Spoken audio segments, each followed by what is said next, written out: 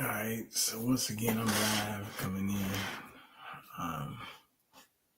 Been a long day, but nevertheless, still had to come back on. A lot of stuff been going on internally, externally.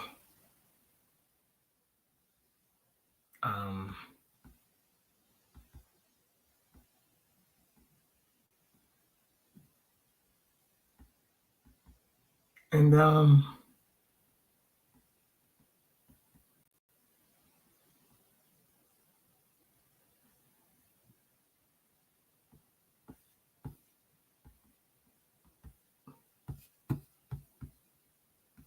there's been a lot of things going on, but at the same time, it's also been kind of rewarding.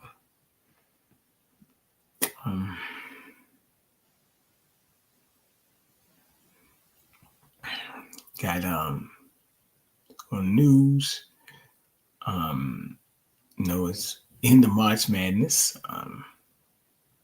I guess March Madness. It's been a mad month. On 31st tomorrow is the Happy New Year, Day of the People, April Fools, which is actually the New Year, some people say, right? Thunderstorms going on outside. So, that's it. It's a lot to behold.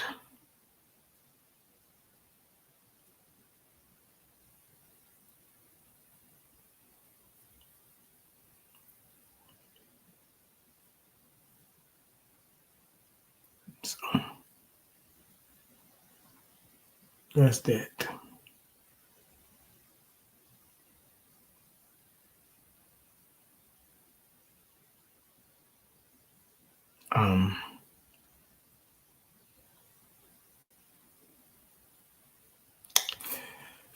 They said today at least 9 tornadoes were confirmed. So. Students rushed out of classrooms in Alabama as multiple tornadoes swept across at least 7 states and killing 7 people, a number expected to rise. Nearly 70 million Americans still in the storm's path as Mother Nature showed her strength, slamming parts of the South and Midwest this weekend. All of a sudden, just the wind gushed all at once, and you saw leaves and debris all flying, and then your visibility was gone. There's another one. Look, there's another funnel. The strongest tornado reaching gusts of 120 miles per hour in Louisiana as freezing rains turned deadly in Michigan, where 3 children aged 2, 4, and 11 died after a tree fell on their family minivan. This family had no ability to, predict when a tree was going to fall on their vehicle. In Indiana, 2 dead from high winds on the roads. The power is out in this neighborhood, and you can hear the hum of the generator. Those 60-mile-per-hour winds knock down trees, crashing into houses and cars. Steve Baker is the president of Indiana Michigan Power. Biggest challenge right now is to make sure that we get the power restored for customers before the next round of weather hits, and to make sure that we're keeping our customers and the general public safe. From ice to dangerous floods in the south, water filling the streets of Miami Sunday, drenching fans attending the famous Ultra Music Festival. Because I've come from London to Ultra, and I'm not letting the weather stop me. As the storm continues to move toward the northeast, more tornadoes are possible, but damaging winds and quarter-sized hail is the main threat as millions brace for round 2, wondering if the worst is yet to come. And Adrian, I'm guessing there won't be a lot of sleep in some of those places tonight. How are families, people preparing for this next round of storms?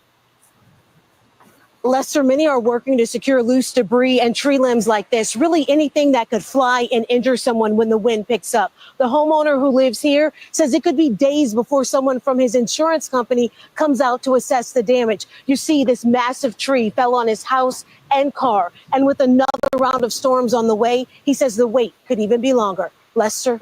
Thanks for watching. Stay updated about breaking news and top stories on the NBC News app or follow us on social media.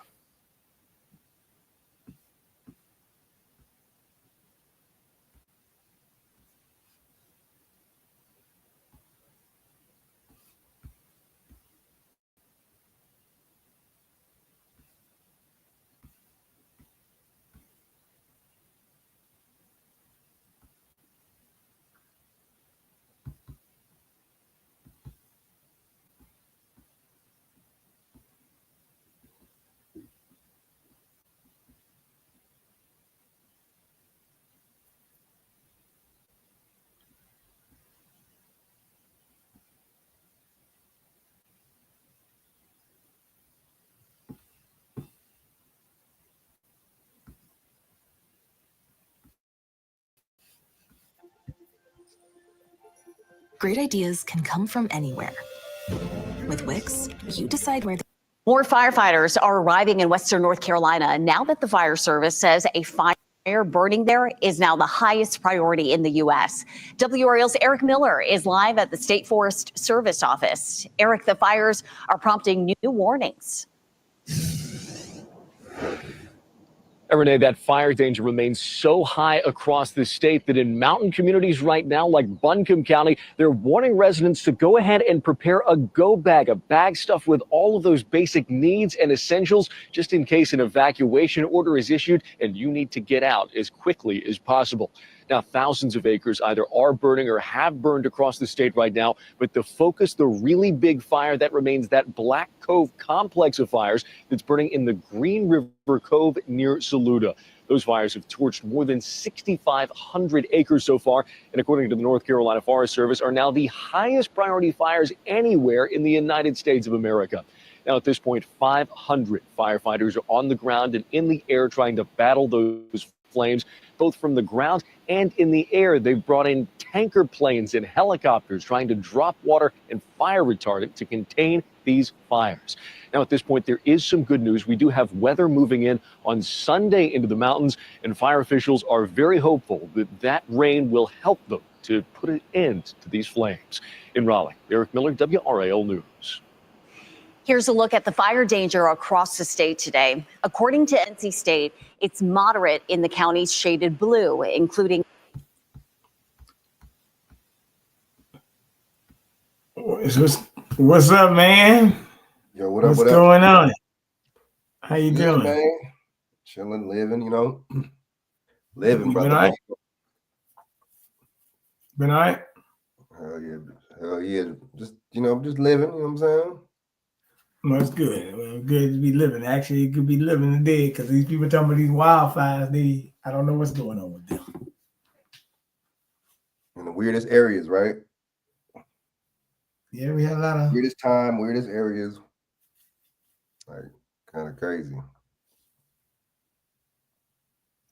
Yeah, they say it's the #1 priority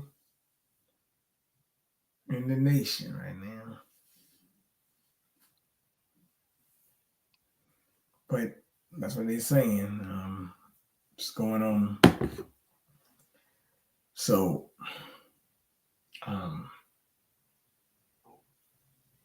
it's like really what they got going right now is kind of crazy because it was storming outside a few minutes ago, but it's been like storming here, storming there. So when they did windy, but it was like 80 degrees the last couple of days. So yeah, you're right. Wildfires happen everywhere. That's right.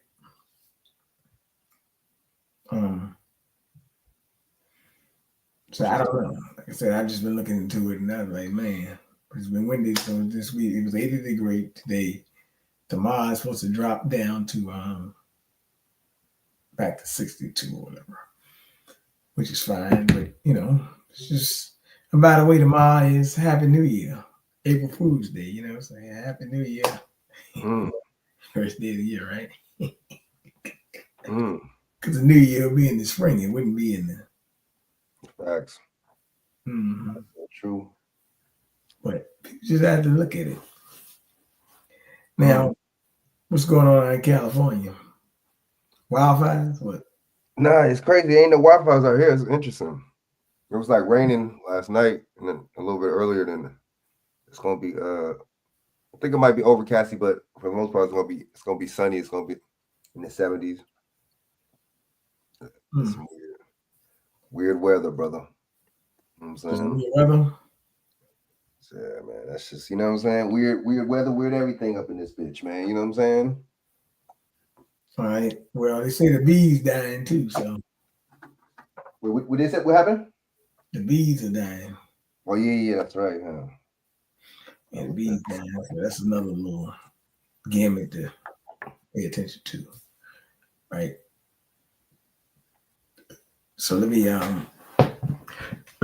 play this. There's a lot of stuff going on because they try to have us focus on certain things. Yep.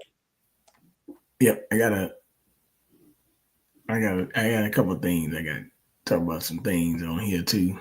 I was redoing some. I was out most weekends, but I'm gonna see this. I'm gonna show you something in a minute. Wake County. The fire danger is high in counties shaded yellow and then very high in the orange areas, including Durham County. A statewide burn ban is in effect. Firefighters in the Carolinas are working around the clock, trying to get the upper hand on raging wildfires that show no signs of slowing. North Carolina's Black Cove Complex fire, now the highest priority fire in the country, with over 500 people trying to tame it. The flames threatening a region still recovering from Hurricane Helene 6 months ago. Trees knocked over by that storm, literally adding fuel to the fire. In Hendersonville, sandwich store owner Matthew Rogers tells us how the home he called the Cabin of Hope survived the storm, but it didn't survive the fires. I woke up on Monday early and I saw on Facebook the house on fire, burning. Further south across the state border, South Carolina's Table Rock and Persimmon Ridge fires are burning some 8 miles apart, the flames already scorching nearly 10 square miles. Officials urging everyone who lives between the two fires to get out. You can see how intense the flames got when the fire came through here. Helicopters and fixed-wing aircraft battling the flames from the skies. Helicopters like the one you see. So you get the drift of what's going on. They having all these wildfires and stuff like that. That's interesting. Very interesting, brother.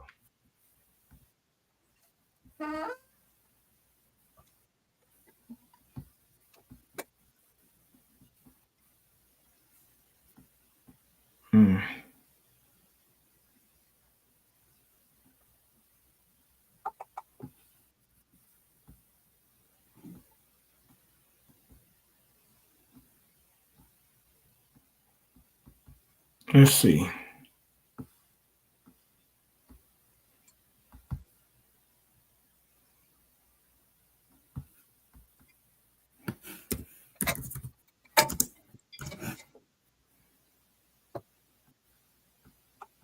Cause they talk all these bees dying.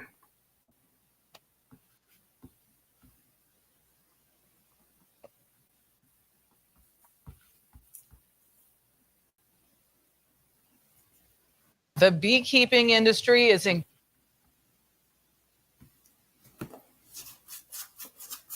Yep, this is the time to have wildfire with the way the bees blowing.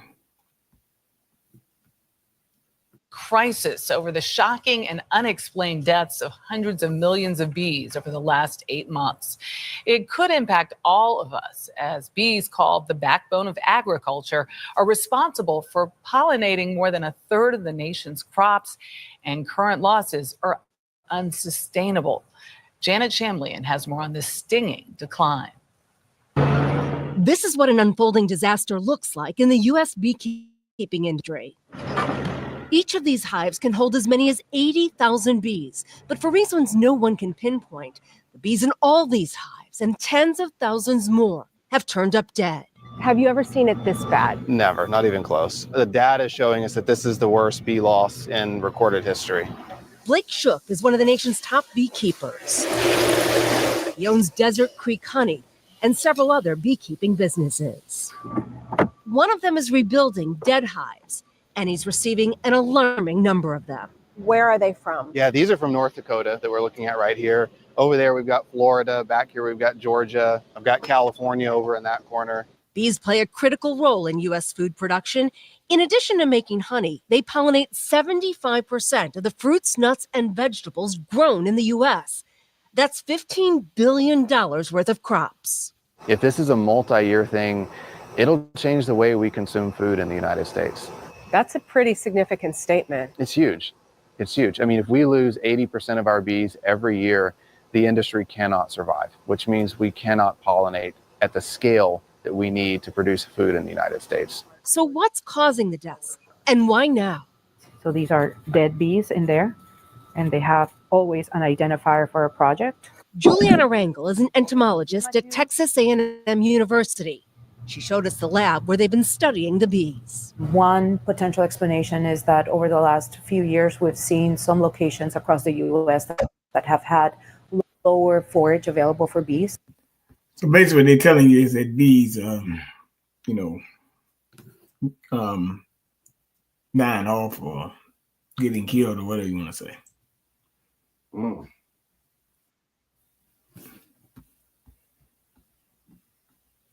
That's what they basically trying to tell you. Mm. They say they're baffled by the bee deaths.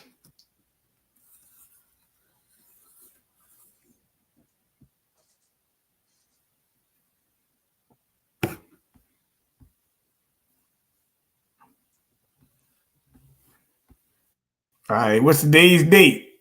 Day the 30, what is it? 33, baby, 331. Yeah, you know it's 33. Now saying they have a person in custody after a deadly mass shooting in Hammond, Indiana. We know two people died, 3 others were injured, and what police are calling a domestic situation at a bar over the weekend. RSL Rezai reports from that scene, the Portside Pub. You can see there's a growing memorial here of flowers and candles on the doorstep of the bar under multiple bullet holes that you'll see here in the door. It says online that the bar is open from 7 a.m. till 3 a.m., although it doesn't look like anyone is here right now. In this video, you'll see a Facebook post made by Hammond's mayor, Thomas McDermott Jr. He names the person they believe is responsible for the double homicide. We're still waiting for formal charges to come down before we identify that suspect. This morning, friends and families of the victims are still trying to grapple with how quickly this turned deadly. We're told this all started in the parking lot next door to the Portside Pub here near 116th Street, Indianapolis Boulevard, around 4 o'clock yesterday morning. Police say the victims include a bartender and 3 patrons who were bravely trying to help a woman involved in a domestic-related incident. Their efforts met with more violence. 3 people were taken to the hospital. 2 people died at the scene. The uncle of one of the victims, the bartender that we're told lost his life here yesterday, stopped at the scene. He didn't want to be identified on camera, but this is what he told us. My nephew, I'm always going to remember him as being a hero to trying to help somebody. I'll never forget him, and he's always be in my heart. Alcohol, and it was a domestic situation. Too many guns, a bar open too late. It's a recipe for disaster. You heard from Hammond's mayor there. He said the bar was actually violating the law and was not supposed to be operating at that hour. He says it's something that will be handled today. Also, by the end of today, Hammond police say they're expecting charges to be filed against the person they have in custody. Reporting in Indiana, I'm SL Rezai, CBS News Chicago. Wow. There you go. 3, man, I heard those numbers all over it. You know what I'm saying? Yep. But see, that's what I be saying, man. It's like I called this one too. I called the one on the 22nd. I called this one too, man. But see, you know, cats like Bianchi be clowning me and shit on the numbers thing. But I mean, people can laugh all they want, but I just think it's kind of funny how a lot of these stories always got 3s in them. Either 3 victims or 3 suspects. It's just like just weird to me. I don't know. Maybe it's just me. I just think that's strange.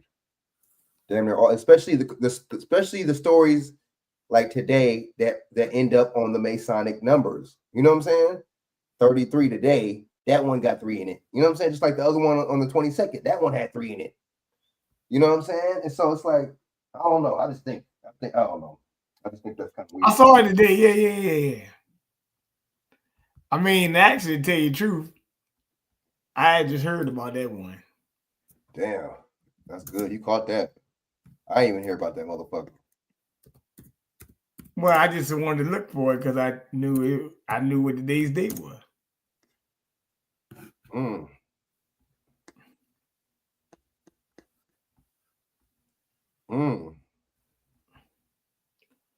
All right, so this is a study they did.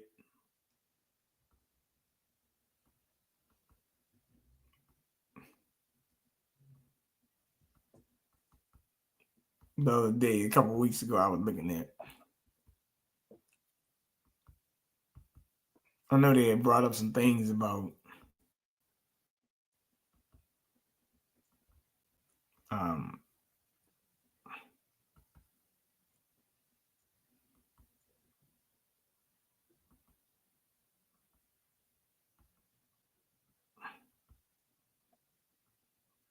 13 people hurt at an apartment explosion in Detroit. 13 people.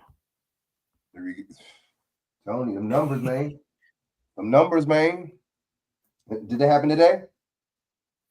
That was reported today.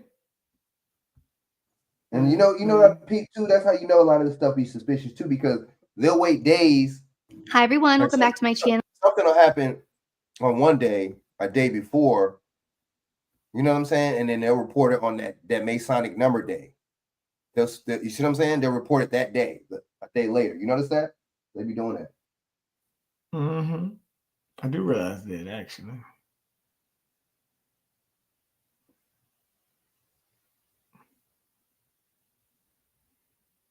Let's see.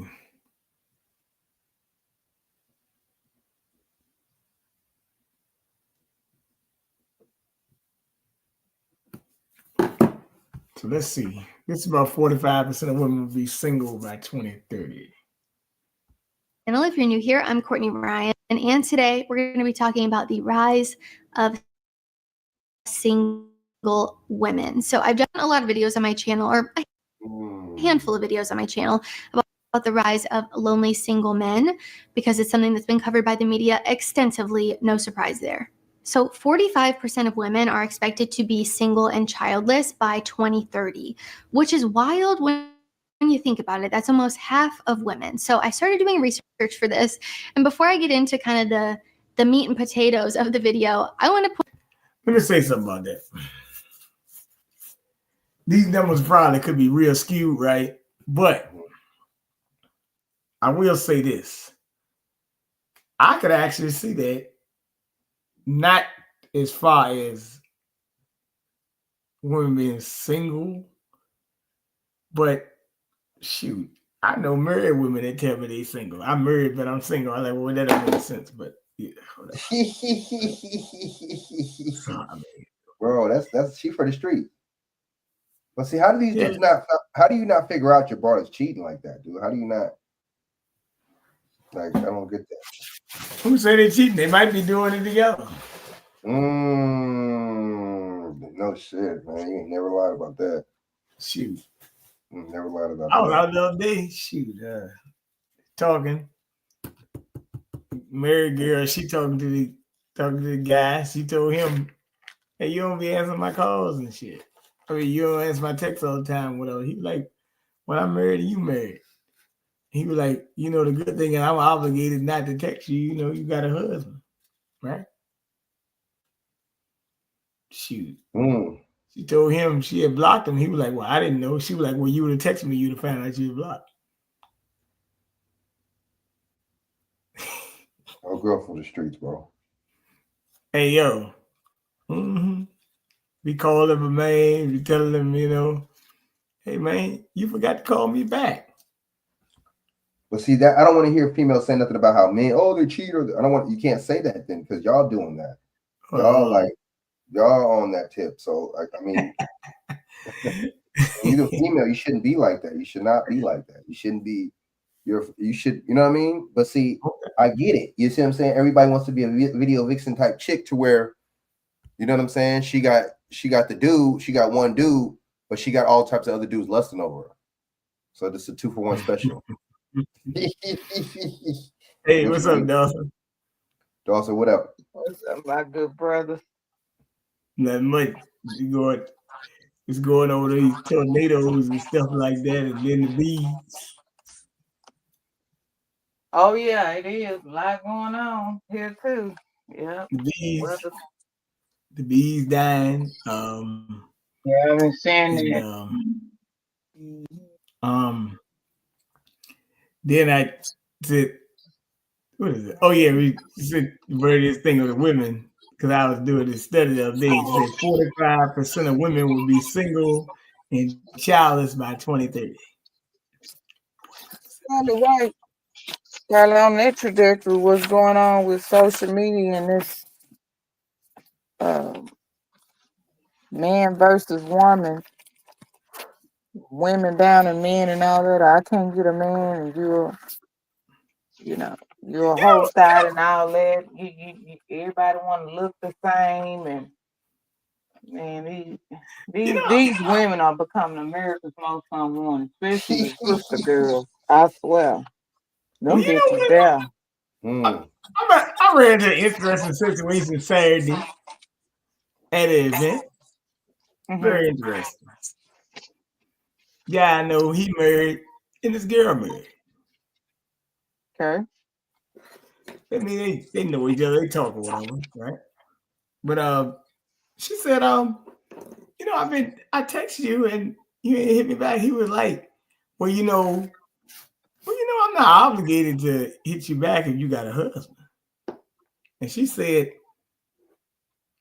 she told him, you know, I was mad with you when you said that. I said, really? He said, yeah. She was like, you know, I blocked you when you told me that. He was like, no, I didn't know you blocked me.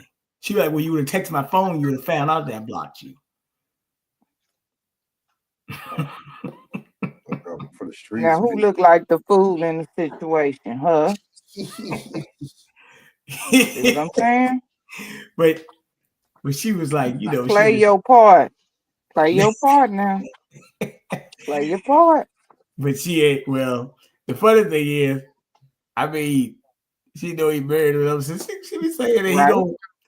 She be saying that he don't call her back or some shit like that, or you know, he'd be on the phone and be like, "I'm talking about homeboys right now. I'll get back with you later," something like that. And then something he said one time, she called him back an hour later and said, "Yeah, you ain't called me back yet." I'm like, "Come on." See what I'm saying?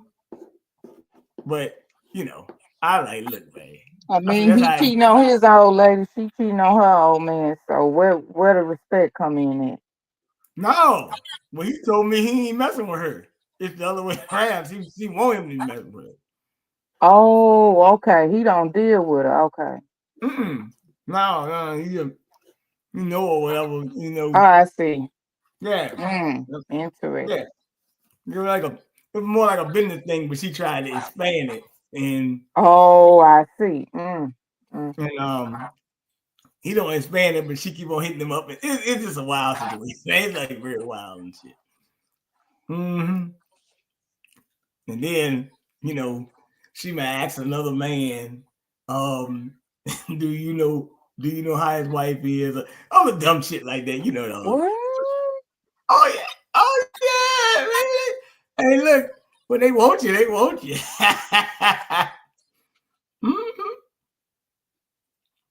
Hey, look, I can't get next to you. Right, I see. I can't get next to you. But I mean, I'll be honest with you. Like, I mean, even me. I mean, I had some crazy mess like that happen one day. Matter of fact, I'm gonna tell you, this shit was so crazy. This girl had her phone cut off. This was years ago, like 8, 9. My mom was still living at the time.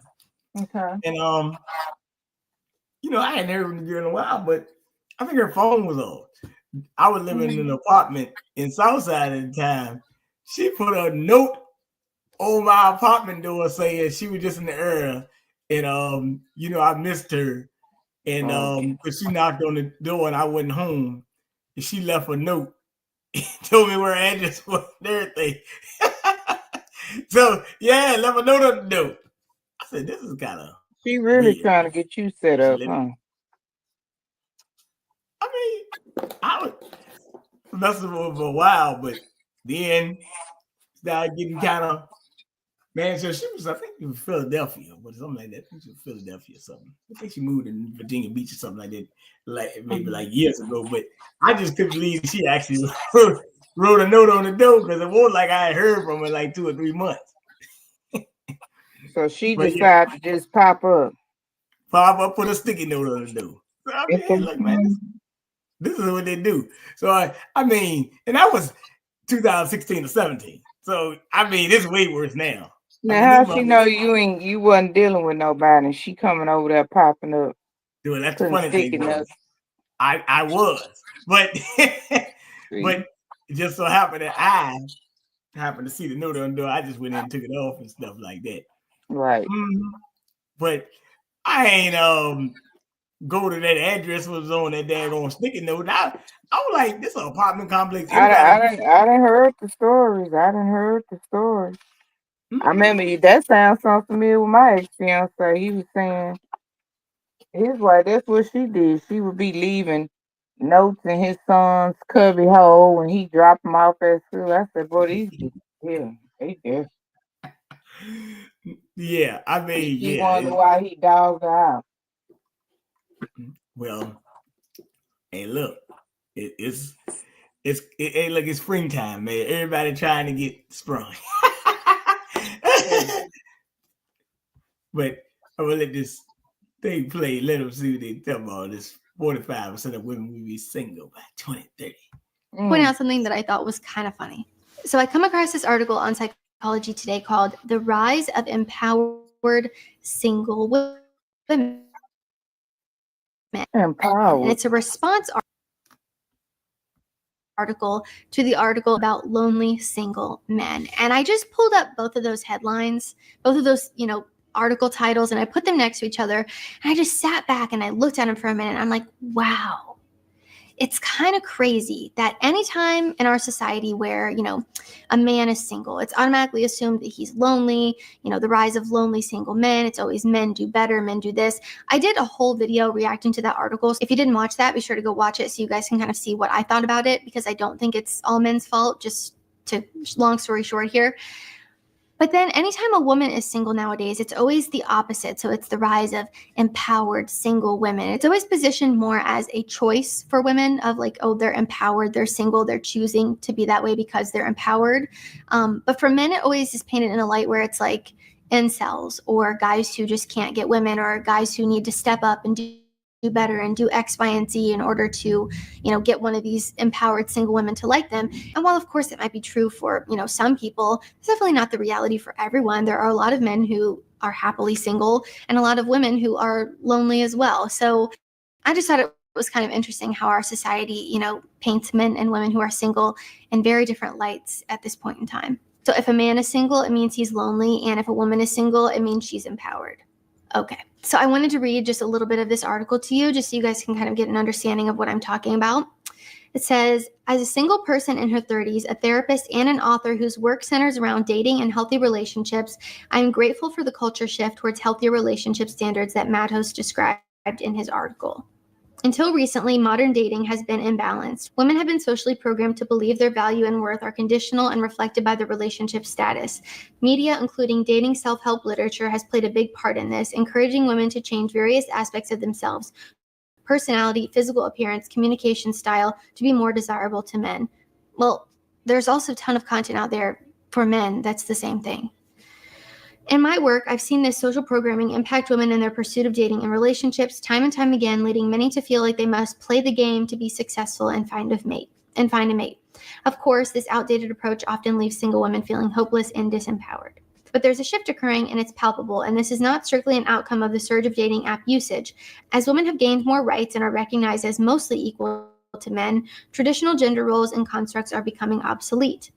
In the past, most women needed men for resources. They needed a provider. Now, with more opportunities, women have more independence and recognize they do not need a man in the same way that women did in previous generations. Without such high stakes, women are raising the bar. We are no longer looking for a provider, but a partner and an equitable relationship. We want more. Yeah, and I think this talk of healthy relationships is amazing. I am all about healthy relationships. That's what I do on this channel. I'm all about making dating a little happier and healthier. The article about lonely single men stated that women want men who are emotionally available, good communicators, and share similar values. And while those three things are yes, yes, and yes, I totally agree. That's not all that women want. And I don't think that we can sit here and lie to ourselves and bring this up because I want to bring this up because actually, to tell you the truth, there's been a lot of stuff going on. I don't know, you heard about the kid that I think he tried to kill his mom or something over the Wi-Fi thing or some shit like that, right? Right. And so it did a study. It said that I think they had 11 million, is it 4 to 11 million babies have been born via IVF since I think 1978 or something like that. So the question is, Are these soulless children? Are they being conceived that way? Or it could be the TV. Some of these people might be conceived and cloned already. That's just one thing that I ask, but Be a bit of both. I say a bit of both, BJ. Because they've been freaking out. The woman said she was possessed or something. Oh yeah, I saw that article you sent. Oh, that killed the lady and her 2 kids. Yeah, said she was possessed by the devil. I mean, what? They got a lot of demonic forces out here, and people don't realize it. Cause see, when you don't, kind of what Redman, I posted that on my Facebook page. What he said, when you don't look inside yourself, but you steady looking outside yourself and pointing a finger at everybody else. You know, they got an old saying that say, you point a finger at everybody else, but 4 of them pointing back at you. You know, Michael Jackson always said, look at the man in the mirror, right? So we far out of nature, natural nature, right? The same thing. Because our mind and the system has convoluted us with our way of thinking as far as relationships, commonality, thinking for yourself, not somebody thinking for you. So now you tapping into forces or being part of forces, whether it's social media, TV, propaganda, that you didn't have to deal with before. So if people don't think it's a spiritual warfare going on out here, it really is. You will have people who can have everything. You always hear that saying, but they still depressed and sad. That should exist. And to top you off one better, BJ, on that article she reading, I posted on Facebook and on Instabitch that at Howard University they only have a 19% of males enrolled at the school. And I'm sure the other males that's enrolled, I'm sure they bussified. So don't nobody see anything wrong with that. And my son in community college, and boy, he say them women, when they bring up, he was just in his history class, one of his other class, I don't know if it's history. So somehow his professor started bringing up something about relationships, right? And the women was like, what a man, they just use us. They don't treat us right. They don't want to take us serious. And so I'm surprised that my son didn't say nothing. So he said, so after the class was over, he asked the girl, he said, well, how old are you? And she was like 19. So my son walked off laughing, right? Because it makes sense at that age, you pretty young. You don't know what a relationship is, or probably companionship. So a lot of these, and they wasn't sister girls. One of them was 2 was Hispanic and 1 was Asian. Everybody I'm calling them, they gender America's Most Unwanted. You know, they don't know what it is to be in a relationship because they're listening to what?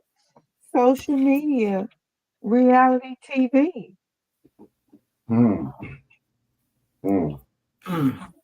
Next thing you know, you old gray and you lonely, or you done got cervical cancer because you ain't opened up your womb. See, people don't think about the health effects of that. Depression, anxiety, isolation, disease. No, look up the statistics of women who don't bear children, how many of them get cancer down in those reproductive areas, especially cervical cancer. One of my teachers died from it. A couple ladies I took care in the hospital died from it. That's how we knew it was. So everybody needs somebody. I'm in on that. Everybody needs somebody. I know what that thing you're talking about at Howard University too. As a matter of fact, I'm Howard University, and they're like 2 hours away. So That's right. Yeah, it's close by. Okay. But that is actually true because I don't know what the 19% because I know some guys that went to Howard. Matter of fact, two of them. Matter of fact, one of them be around here sometime. But nevertheless, I will say this: most guys they got that fret thing going on, and you know the other thing going on.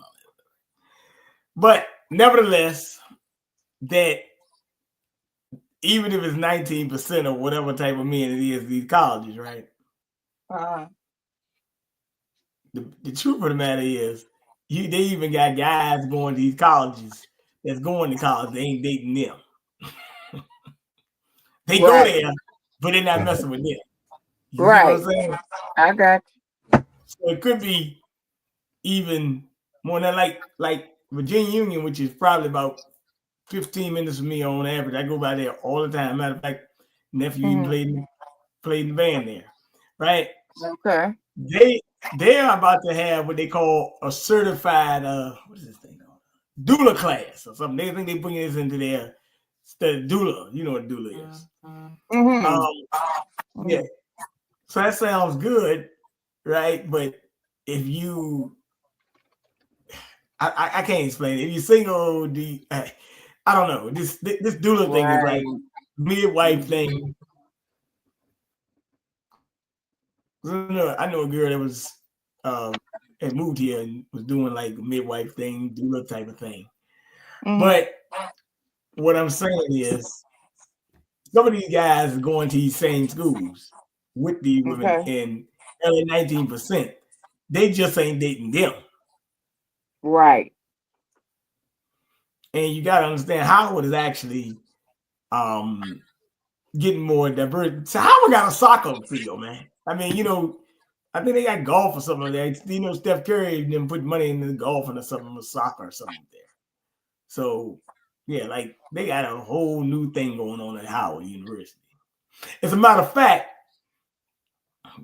and I said this, as a matter of fact, Frank, I'm going to tell you this. I told Shaq when March Madness started, I told Shaq, the man said, you're going to have, he said it would be great to see 3 Jewish coaches in the Final Four. What do you got? 3 Jewish coaches in the Final Four. Florida, Duke, Auburn. Now, well, Poe U of H, they give old Poe Kevin Sampson down. They gonna give him a damn heart attack the way they keep the hell out of U of H. Wait, they won. Yeah, they won, but did you see that game with Purdue? And then they started trying to cheat for Tennessee at the end. You mean Tennessee or Purdue? No, okay, they paid Friday night, they played Purdue. They had the late game. Yeah, they beat Purdue. And then they played Sunday around 12 or 1, they played Tennessee. Yeah, they beat them by 19, right? Right. But when the gap started to close a little bit, they started calling all these calls. I want us to take it. I think we can take it, but with these refs and these small heads, I don't know, BJ, since you made that statement. I don't know. Well, number one, I don't remember know. I brought up the IVF thing? Yeah. Okay, now they playing this boy named Cooper Flagg. Cooper Flagg is gonna be the number 1 pick in the draft. Cooper Flagg, white boy from Maine, and yeah, he from Maine, but he played down there in Florida at like Mount Vernon Academy. Him, another white boy named Colin Knibbler playing Duke. Now, now you remember that Duke always had Mike Krzyzewski. Now they got John Shire, who was under Krzyzewski. That's one of the 3 Jewish coaches, right? Because they were talking about the Jews and how they started the NBA and all this other stuff, right? But they were talking about, but they're not really into the playing. They're getting a lot more Jewish players and a couple more, but they really getting into the coaching now, like Shire, Pearl. Well, Pearl been there. Right. But this young boy named Golden from Florida, because Florida damn sure probably should have lost the other day, but somehow they came back from 10 down in 2 minutes. See where my point exactly. Cheating. But go ahead. Texas Tech. I mean, that just look like every 3 they threw up and take when they missed them 2 free throws. But they I was looking at it. So, and I'm bringing this to the HBCU thing because you know they got this transfer portal right now. Matter of fact, 2 weeks ago the transfer portal opened. Matter of fact, Scottie Pippen's son was playing for Michigan. He already transferred out of a team that was in the Sweet 16. Oh wow! Now, but this NIL deal, and I said this was going to screw these HBCUs over because guess what? The MEAC, and I've been to CIAA and I've been to the MEAC in the last 4 weeks. MEAC turned around for there 2 weeks. Matter of fact, Norfolk State played Florida. Now the NIL portal opened. All the players, mostly from that division, the MEAC, which is in Division 1, they transferring out of the portal to get out of HBCUs to play with larger programs. Wow. Because they don't got the money to compete. Right. Yeah, they don't. They pay the players, right? So what's gonna happen sooner or later? Yeah. So by you don't have the money to compete, then so what's gonna happen? You're gonna keep getting guys that's gonna play. They might play Division 1A or whatever for a little bit, CIAA tournament, but they get the first chance to go in that portal. They're gonna play them because they are not drafting these guys that they used to raise HBCUs for. They're not. Wow. So that means what's gonna happen? It's gonna erode the sports thing, and then they're already talking about merging all these HBCUs together with bigger colleges. They're about to do a merger. Really coming on the other systems? Either closing them down or merging them into another college or something like that, right? Yeah, because I know Prairie View, you know, they part of the A&M system. Yeah, that's what it is. That's probably what they do. Yeah. That happened a couple of years ago. So when you look at it, and I mean, that's what I'm saying. So if you don't have the money, that's how you're gonna lose out on those deals because all these players are like the other day, I think Maryland was playing Maryland playing Florida because Maryland got a boy named Derek Queen. He probably be drafting in the top 10 in the draft. But they also got Angel Reed's brother that were playing for him, right? Well, he probably had to play off NIL money. So because he might be all right, but he might not get drafted by the league. But I'm saying a lot of guys, you know, you look at some of these teams, you got players out there like 25 and 23.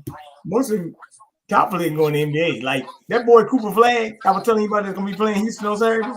He ain't number 18 years old. He reclassified up. He didn't even play his senior year college basketball. He reclassified up.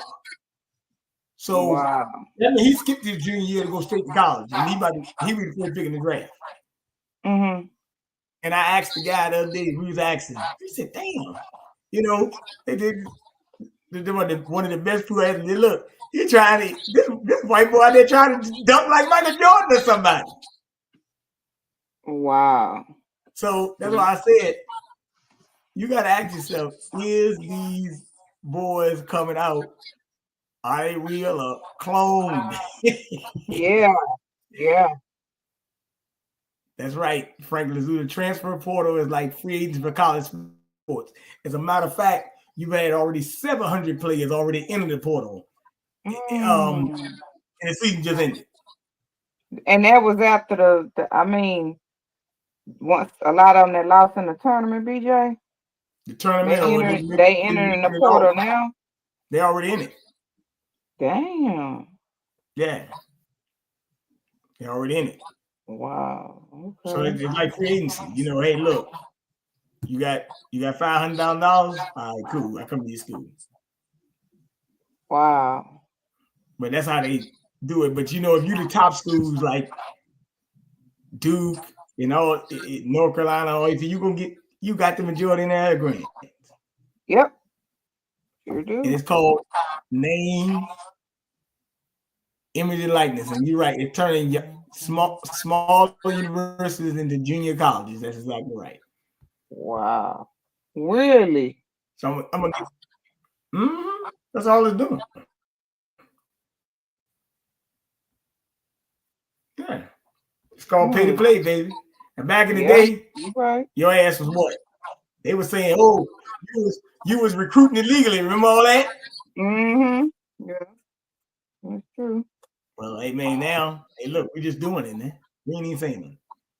Wow. All right, let me play this thing with this Wi-Fi thing. Hold on. Okay. Girls, all sisters, are accused of hatching a plan to kill their mother for not turning on the Wi-Fi. The Harris County Sheriff's Office says the girls ages 14, 15, and 16 chased their mother out of their home with knives. This WRC2 here. reporter Corley Peel is live from the Barker's Crossing neighborhood in West Harris County. Corley, what are you learning from neighbors?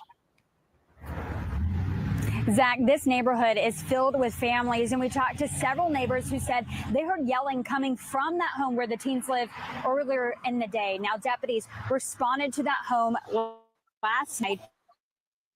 And one neighbor even told me that a girl ran from that house asking her for help and to call 911.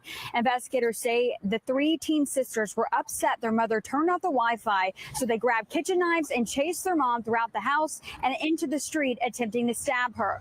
The mother was struck with a brick in the process. Deputies say the grandmother was knocked over while trying to protect the mom. Fortunately, they are both okay. A neighbor who asked to remain anonymous says she sees deputies and hears yelling coming from that home on a regular basis.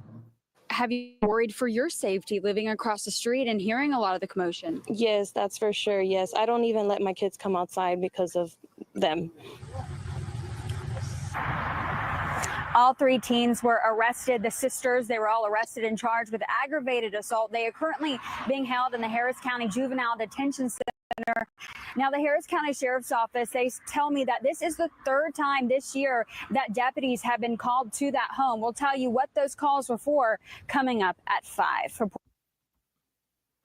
So, yeah, so chase your mom down the street over, turning off the Wi-Fi. Don't turn off that damn Wi-Fi. Get your ass hurt.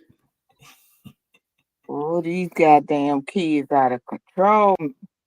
I told you, when I get on busy, my next target is these suburban parents with these out of control damn kids.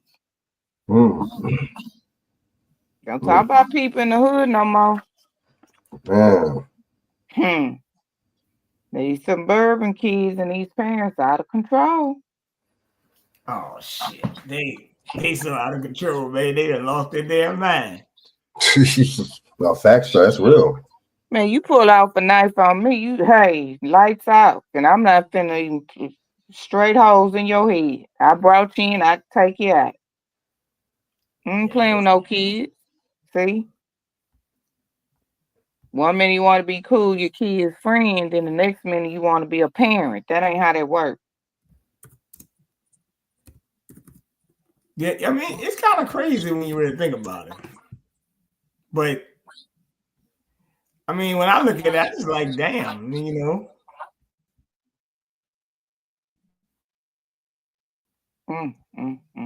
It's just like, you know, when you see it, you be like, what the hell? But I mean, they're gonna do it though. I mean, like over the Wi-Fi, that is very, very crazy though. I want to watch this because I knew about it a while back. Okay. Yeah, because I mean, really to tell you the truth.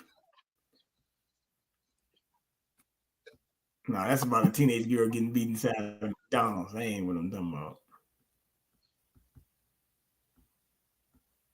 Yeah, they had the one. What's the one they had, BJ, with the girl? I guess she had put on social media talking about nobody's gonna listen. What did she say before she got killed? Nobody want to listen or believe a person until they are no longer here. What the next day she was dead. I guess I don't know. They said somebody at a school killed her or something. You know, but when you look at it and you see what they're doing over there, ain't nobody ever sit there and actually like, what's going on in these people? What's up in these people's mind? You know what's up in their mind?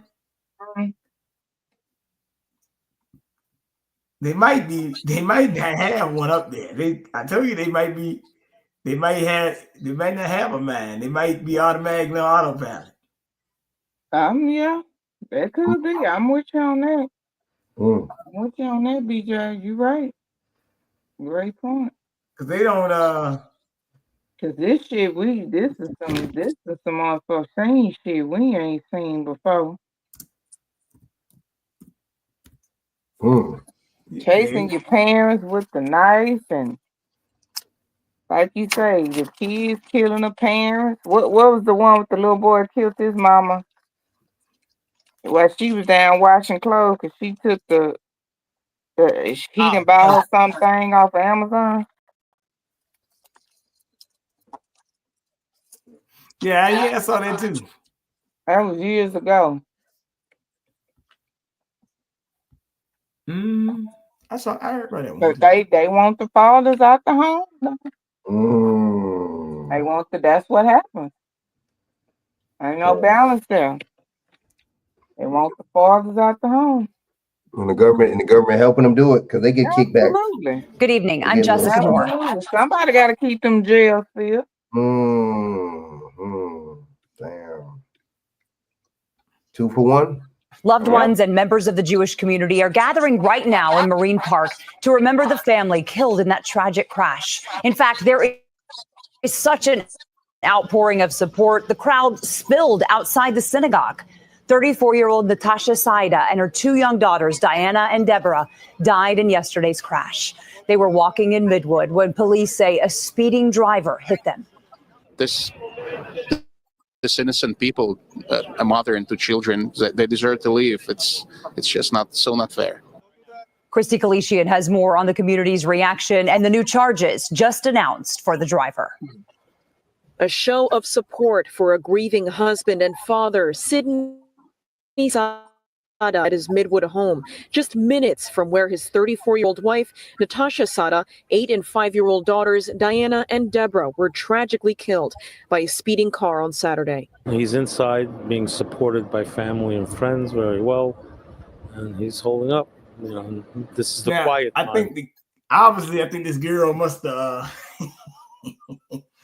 think this the one, this the one we're talking about Dawson with the possessed one. Yeah, I read it. Mm-hmm. Yeah, that's the one that's Yeah. So she faced a manslaughter charge. But it's the thing. Mm-hmm. She hit some people in the Jewish community. That's what the problem was. Of course, we already see that. Mayor Weil describes the mourning father as appearing strong during his time of immense grief. Weil is with organization Masaskim, which provides support for mourning families within the Jewish community. He says the committee is helping him clear out his home to make room for mourners to show support throughout the 7 days of mourning called Shiva. How many people would you say are expected to be here? Thousands. And here? During the week, thousands of people that may not even know him are going to come just because of the tragedy. Police say on Saturday afternoon, this blue Audi sped northbound on Ocean Parkway, striking a Toyota Camry that was waiting for Sada and her 3 children to cross, killing the mother and her 2 daughters, leaving her 4-year-old son Philip in critical condition. Neighbors say the family was walking back from synagogue during Shabbat. These witnesses did not want to be identified. It's like an earthquake. It went on for a good 30 seconds. It must have been the car was rolling over. It felt like the world stopped for that second until everyone was processing what was going on. The 31-year-old driver of the Audi, Miriam Yerimi, was arrested and faces a long list of charges, including 3 counts of second-degree manslaughter, criminally negligent homicide, reckless driving, and speeding. This neighbor who didn't want to appear on camera lives across the street from the Sada family. The kids would always say good morning to strangers, because that's the way she brought them up. Great. Now notice that the thing was that she spoke that they said the woman was saying she was possessed. That's what now, they saying. Hey, look, but the lady, what is she? She Muslim, ain't she? she is a Muslim or something. Because I looked at the name. But I did realize one thing. They use the word possessed. I like Audi. Yo, I ain't trying to say that, but that ain't no car that people just walking down the street with now. Correct. I mean, my homeboy, his son got Audi and shit like that, but I'm saying that Audi, most people I know are Audi. You even put a scratch on Audi, they mad. So this ain't no car mother usually gonna hit somebody with. Right. So something seems miss here, but I do realize that they had a whole community come out and force. That's all I'm gonna tell you. So I mean, now watch this. Since hey, what's up, Bishop? I'm glad you're in, Bishop, because I feel like I never would have made it. Boy, let's not even start on that. And that's where I'm going. Yeah. They had to make sure that they put the since they was Creed people, they had to make sure, that story got out, You already know. You saw all the news cameras there, Frank. Then the first thing we don't know if that lady said that she was possessed by the devil. We don't. That's what they probably saying. Mm-hmm. I mean, let the small heads need to chill out. I mean, they are not liked. Okay, all over the world. Okay, their time is winding down. Fast. He gonna remain right here. Close the door. Pay up, just for me for a quick moment. Pay your ass up. I want everybody to remain standing quickly. How many of y'all really received something from the word of the Lord tonight? Listen. You talking about when possessed. you study scripture, you will notice that whenever God did something in the lives of the patriarchs of old, the patriarchs would pause, they would set up an altar, and they would offer a sacrifice. I asked each and every one of you how many of y'all received something from the word of the Lord. Everyone in this place said these words, I did. Because of your acknowledgement of what God did in word, there is an obligation that is attached to that acknowledgement. In biblical days, they offered livestock, grain. That was a type of currency. Now look. Actually, I'm gonna say this. Actually, he's actually right about that. I can't lie about that. He's actually right. But here's the deal. Because really, to tell you the truth, that's really what currency is. That was livestock, the people of the currency, right? So he might have been, but the problem is he's saying it in biblical days. See what I'm talking about? He's setting up his his envoy to give me the money now. See, you say what you sacrifice, what you giving, right? He's setting up the envoy. See, I like this. But if you will, I did not say money. I said currency. And this is what God is saying for at least 1,000 of you in the building. And this is simple.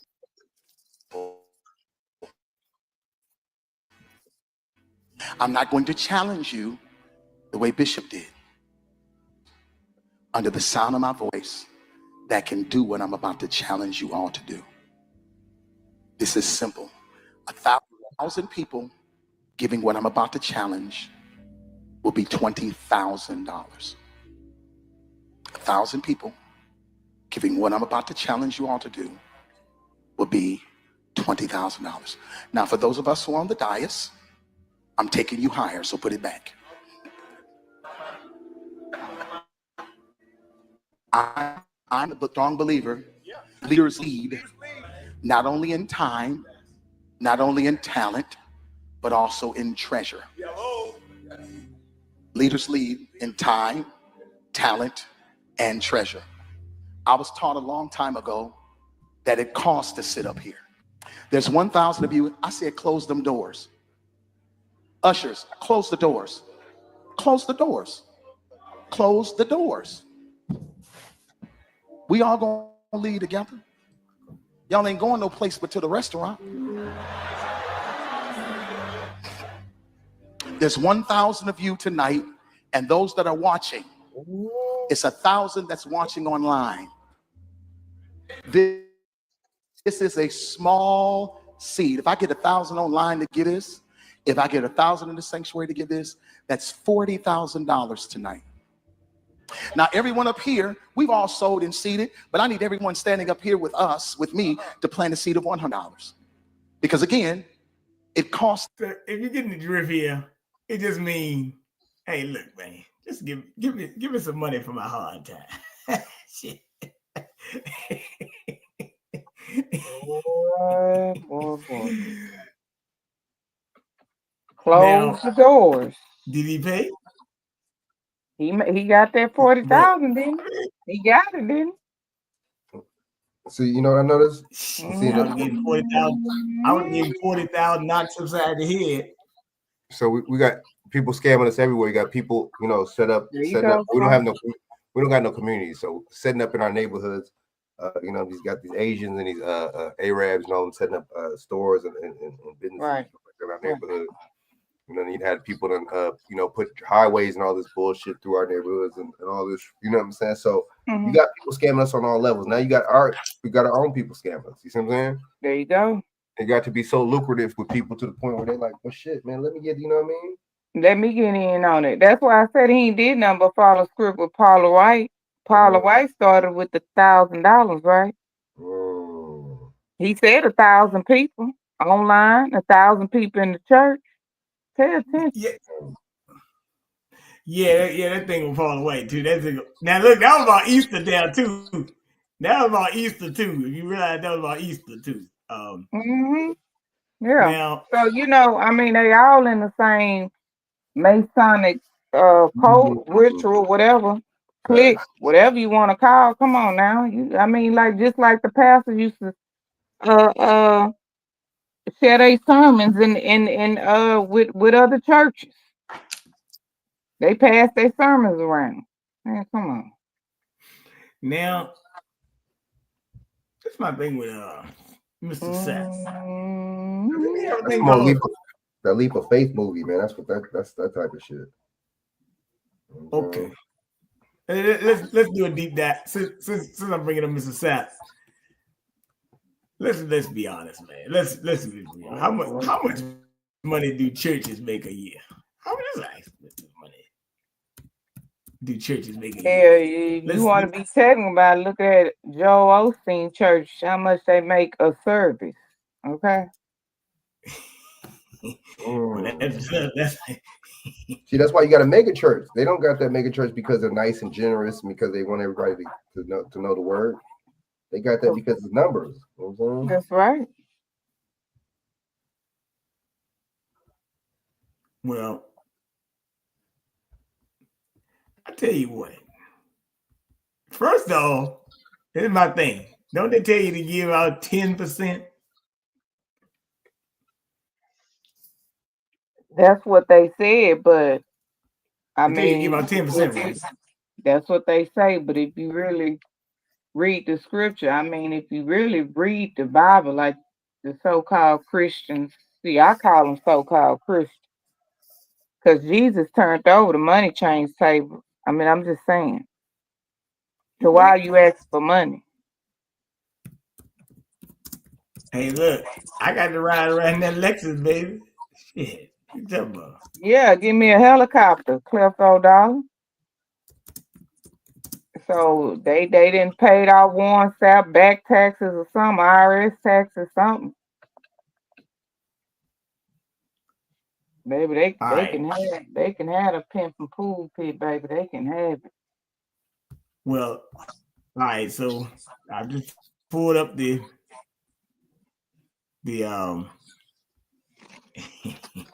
how much money the churches make a year since I've been, Mama's house. So, even though I don't know that song, never would have made it. Oh, he made it all right.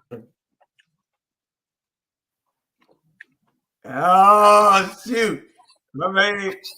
You go. Oh man, this gonna be some funny shit. But we ain't got no schools. We ain't got no banks.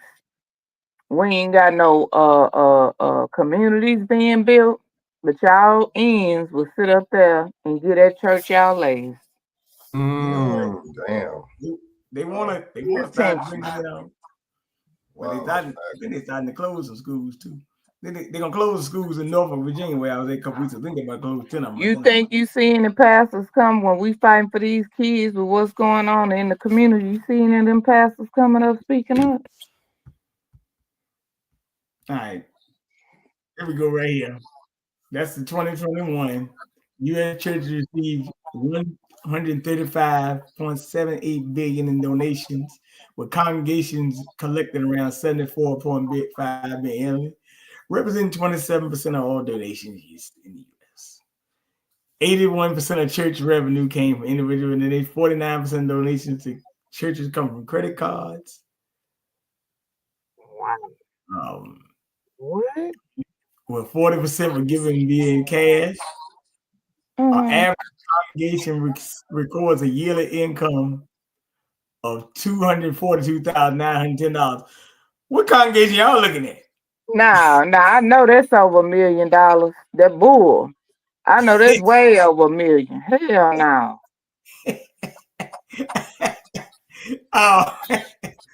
Religious congregation in the U.S. take in around $74.5 billion a year. All right. Now, I ain't believing this shit because I know they making more than that. I know. Hey, wait a minute. The congregation. They saying the congregation making 240. Is that the average of the people making it? Because the average of people in the church ain't making 242,000. I know that's bullshit. Right. The people in the pews. Depending on what church we talking about now. Right. But no. Hey, because look, you got churches on almost every block in the damn hood somewhere. That's the crazy part. So, and look, shoot, and we got a church down the street. I mean, like where I grew up at. Shoot, church probably was like, shit, what?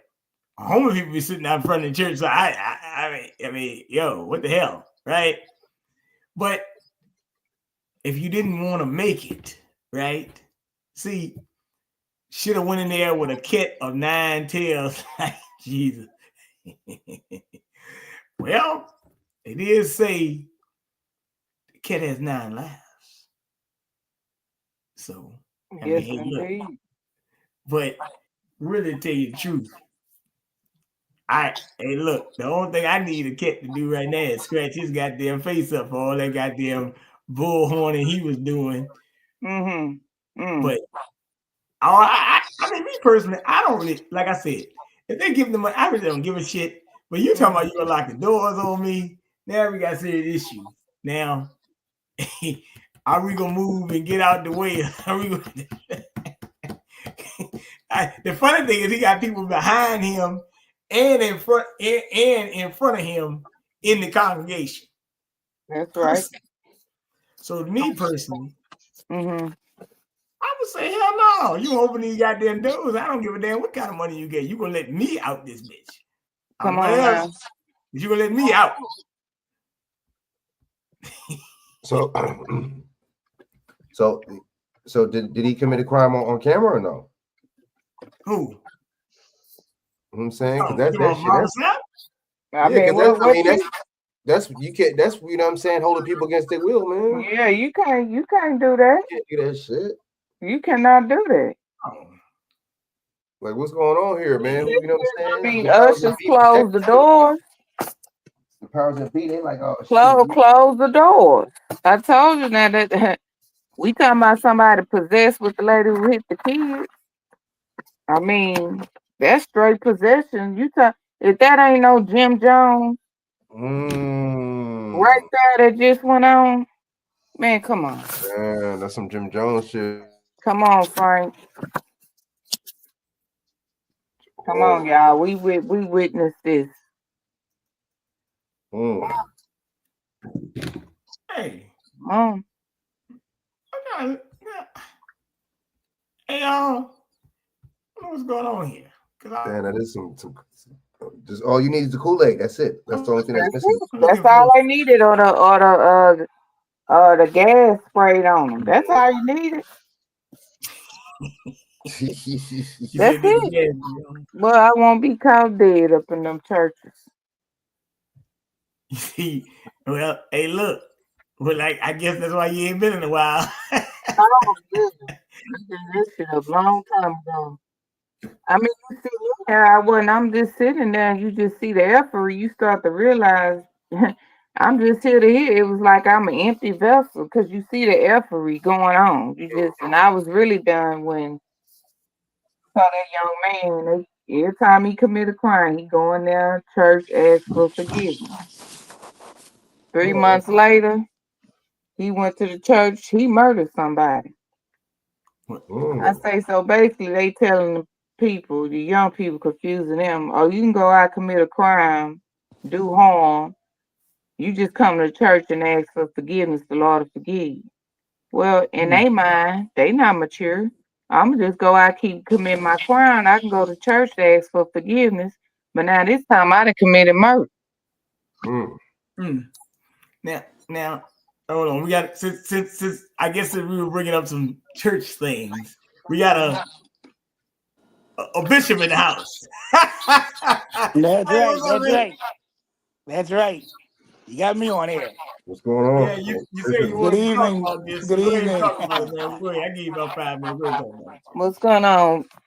Good evening, Nurse and Frank and everybody there and Naturally Bernard, everybody else. I couldn't help but get on this. This is something that really is concern to me. It seems we are really in a misunderstanding of some things. Okay, let me explain what I mean. The average church is poor. The average church doesn't have 35,000 members. The average church doesn't have an entertainer like William Murphy and this Marvin Sapp and Marvin Winans, who people come just because of who they are in the entertainment world. That's why they have so many people, because of the entertainment world. Joel Osteen, his father gave him a church of over 20,000 people when his father died. He's now made it into a 34,000 member church. But the average church on that you come across are a church of 20 people, 30 people, 40 people. So we can't get an idea that every church is doing like these mega churches do. First of all, in my humble estimation, and I said this at another platform that was talking about this type of thing, what we fail to realize is some of these entertainers come into the pulpit thinking that they're the center of stage, that they are the stars of the show, and that people will fall at their feet, their fans will fall at their feet in church. And so what they do is a Marvin Sapp, a William Murphy, who are entertainers and who are famous in that arena, come into the church as pastors and expect the same adulation, expect the same falling at your knees, falling down at your knees in homage to them. When you become a pastor, you are a servant. And there are too many pastors out here that are serving themselves and not the people. But when you come in from the entertainment world expecting everyone in the church to treat you like the people on when you're on stage do, the stage and the pulpit is two different places. The star of the show in church is supposed to be Christ. That's the star of the show. You may be the star of the show at the arena. You may be the star at the show in the auditoriums and all these big stadiums that you perform in. But you're not the star of the show in God's house. God is the star of that show. And so what happens is they come in and people are gullible. Like I said in the comments below, they're gullible. This is a millionaire asking you to raise $40,000. Just 2 weeks before he did this or thereabouts, he had that concert, that tour with the Clark sisters and Kurt Franklin. He made 300,000 just every night. Now, this is a tour. So keep in mind, a tour is many cities, many nights. So the man probably made about $1 million. But you come in to a church, once again, in these communities, most of these churches, even Joel Osteen and T.D. Jakes Church, they're in the heart of the ghetto. So these people can't even get bus trips to the church. Where you're riding around in your Mercedes Benz, in your Rolls Royce, in your Bentley, these people are coming on the bus or walking. But let me say this: the tragedy of it all is this, and that is that, and this is all churches collectively. All churches collectively average only 5% of the monies they collect to go to outreach and missionary work.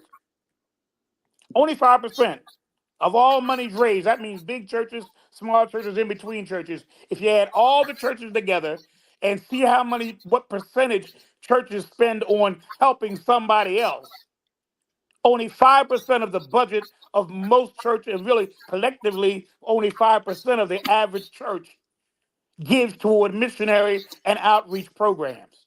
And that's a tragedy. And that's a travesty.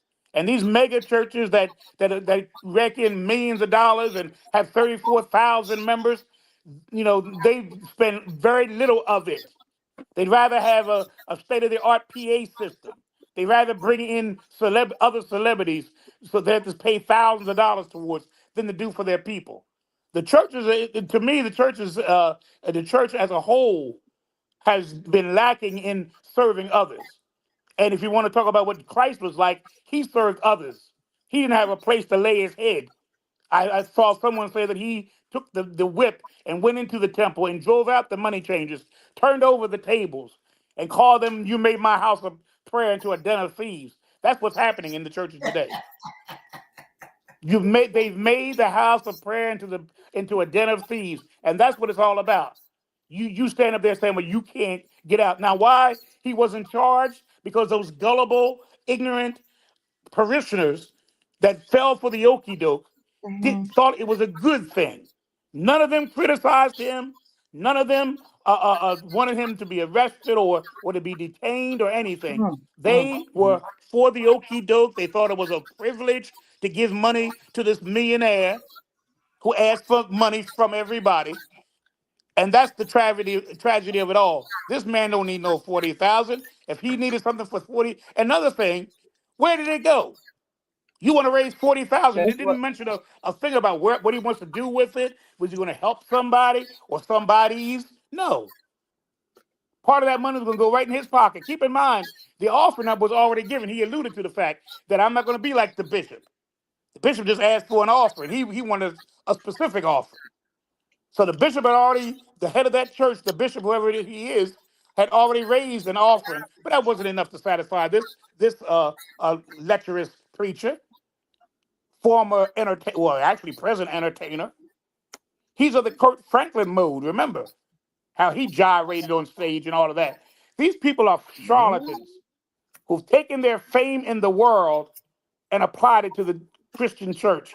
And Christians are gullible, dumb, ignorant, and not biblically sound themselves to embrace people like that. They need to be scrutinized. They need to be put out the church. Go back on stage where you're the star. That's where you belong. You don't belong in the place where Christ stood, in the pulpit, leading and guiding people as a shepherd. A shepherd is one who cares for the sheep, not fleeces them. Well, let me ask you a question. Since you brought all this up, this is kind of interesting. Just think about this. So I put up a graphic of all this money that's being made, right? Mm-hmm. Now, this would be kind of interesting because, I was basketball tournament a couple weekends ago. Actually been moving around a lot, actually. But things starting to settle down, right? But it's okay, right? Listen closely to this.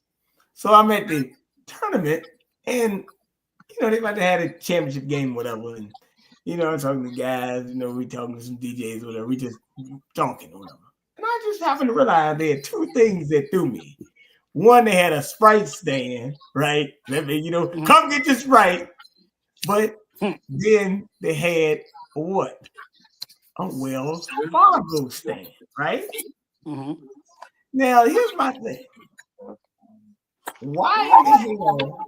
Because these pastors get their money on Sunday and deposit it into the bank on Monday. Yeah. You know that, right? Oh yeah. Now, But don't I know I was a pastor? Now some of that money going to Wells Fargo. The Wells Fargo, one of the biggest banks that market to these churches. You do know that, right? Oh yeah. Okay. So the question should be, why the hell would a pastor put his money in Wells Fargo Bank with all the stuff that Wells Fargo been done over the years? Because first of all, they're ignorant of it. And another, I'm gonna tell you this other thing. They put it in the Wells Fargo because we don't have nothing. I think Nurse Dawson already said we don't have a bank, we don't have no school, we don't have no grocery store, we don't have nothing. So you can't put anything in anything that we have. We have nothing. We have nothing. So because we have nothing, we always got to. That's where that integration thing came in to me that messed us up. It messed us up in this way. I mean, we got so much. I want to be in the white man's face, and I'm gonna be perfectly honest with you. I want to be in his face and around him so much that I let my thing die. We used to have insurance companies. We used to have little loan companies. Everything we had, whether it be going to the doctor, we went to the black doctor, we went to the black dentist, we went to the black barber, we went to the black hairdresser. Everything was in our community, and it stayed in our community. Now everything we do goes out of our community. Everything we do. I don't care whether you're a preacher or you're a lawyer or you're just a garbage collector. Everything you amass goes out into the other community. That's why, to me, I'm gonna say this: it's dumb why white folk don't want reparations. That they fight it tooth and nail. Because if you give us the money, where are we going to put it? We're going to put it right back into Wells Fargo. We're going to put it right back into Chrysler. Because the first thing we're going to do is buy a car. We're going to go right to the grocery store. We're going to go to Walmart and Kmart, and we're going to go to Amazon. We're going to get things there. We're going to go crazy. They're going to get that back plus some. So I would give it to us. I would say, yeah, take that $1 million, take that $100,000, whatever they would give us. Because it's coming right back out of our pockets into their hands. And that's the truth of the matter. And until we get ourselves as a people understanding that and start patronizing and organizing and getting ourselves together, we always going to be a second-rate group. Ain't nobody depends on the government more than we do. Nobody. Chinese come into your town, in your city, and they set up a Chinese store, or they set up a nail store, or they set up some kind of other kind of store, and we buy from them. Where do they take it? They take it right back to Chinatown. Every city has one. My city has one. Every city has a Chinatown. If it's not called Chinatown, it's a China neighborhood, whatever. And take it right back to their neighborhood, putting nothing back into our community.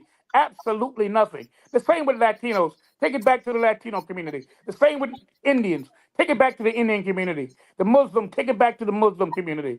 And we're left with nothing at all. They treat you like dogs. They throw the things back at you. Hold tight. You're gone. I'm gone. I know. But thank you anyway. Hold tight. But I'm on. Hold on. No, you're fine. No, you're fine. Well, I'm just bringing up something.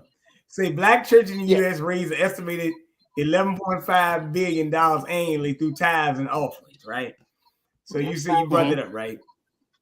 Right. The black church plays a vital role in the economic, religious, social, and political lives of the African American community. I ain't going on all that. Black churches have historically influenced the economic development of black communities. That's bullshit. When I came along, that was true. The black church was very important. The black church is really compromised to the point that nobody believes that. The black church don't do nothing to advance our cause at all. Neither do black politicians. Nobody black helps black. Blacks don't help blacks. I don't care whether it's church, whether it's politics. I don't care what it is. If you're black, you ain't gonna do nothing for black. Period. Okay. Wait a minute. Now say black churches are a central hub for community activities and resources, and the annual income in the institutional black church is conservatively estimated to be over $2 billion. Now let me do a little switcheroo here. Mm-hmm. Check this out. That's exactly right. Now you brought that up. Now I'm gonna throw this to you since you brought it up. Matter of fact, by them bringing up all this money, right? Community activities. I'm like Dawson, when last church? I mean, they might do don't get me wrong, they might do a community activity. But what community activity or substance you've been to lately the way these churches been doing? I'm just asking. Probably like a fall festival or something, but the church making money off of that. Okay. All right, cool. Frank, what you got? What's that again? What community festival? I mean, that community activity or resource have at a church in California been doing for you lately? It can be an event. It can be anything. What a community activity? It can be anything. Doesn't matter. Like cookouts and like stuff like that. You know what I'm saying? Okay. Let me answer the question. Because I need to answer. I mean, some things I do know about this thing. I've been in it since 1964. That's a long time. Let me say this, which is an indictment on the church. And you're absolutely right, Bernard, and everyone that just spoke. The church, even if they take 2 times, okay? The church does something at Easter, and no, they don't do anything at Easter, except a little Easter egg hunt.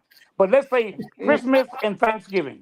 Those are the 2 times that the church will do something in the community. Now, keep in mind, the something is maybe 50 baskets. Now, you're talking about a community of 1 million people. So 50 baskets of anything ain't going to be but so much, okay? It's not helping anybody. Now, keep in mind also, those 2 holidays are within a month of each other. So you got November and December, we're doing something for the community. The other 10 months, we do nothing for the community or very little for the community. Or as Nurse Dawson says, we do something for the community to make money for ourselves. One of the 3. So during that little month period, November the 27th to December the 25th, we're doing something for the community, buying the kids some toys, giving people turkeys, giving some cranberry sauce. We doing all that little stuff, which ain't much, really. If you're talking about, we're taking in $500,000, and I'm giving you some cranberry sauce. But nevertheless, we're doing it for just a month. Just a month. So what happens in July? What do we do then? Don't people get hungry in July? Don't they need a handout in July? Well, look at all We these don't worry people about that that. then We got let that laid show. off from their Once again, jobs it's a and show stuff. thing. It's a What show are they thing. doing for them? It's a show thing. Christmas and Thanksgiving. We do something at Christmas. We do something at Thanksgiving. After that month's over, we do absolutely nothing else. Let me bring up the Easter thing since you brought it up. You brought the Easter thing. Now, Easter is about 3 weeks. Actually, it's April 20th this year, right? Always a different date, by the way. That's another thing. Yeah. It's always different. Right. I mean, this ain't got nothing to do with never mind. But they really got nothing to do with what they paraded is. And first of all, can you answer a question to me? You know the question. You know the answer. Do bunny's legs? I'm asking you.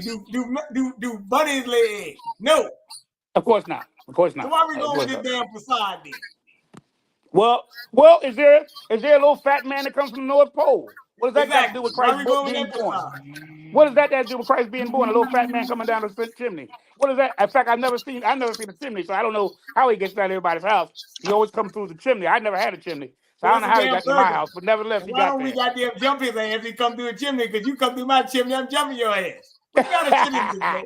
Right? I put fire in the fireplace. You come down there, you can get burnt. But nevertheless, yeah, I'm gonna set you on fire, little man. It's a burglar, right? It's not a burglar. Yeah. It's a burglar, right? You come down the chimney, he's a burglar. get it on then. There you go. And coming down with a bag, a big bag in his hand. I'm gonna do something to you. But it shows you it's all commercialism. In fact, let me tell you this, and let me say this about that. In fact, Christians don't even benefit from it. You know who benefits from it? Walmart. Some of these people are Jewish. Walmart, other agencies, these other conglomerates, they benefit from Christmas. They don't even believe in Jesus. They believe he was a blasphemer. They believe he's a hypocrite. All the things they believe about him.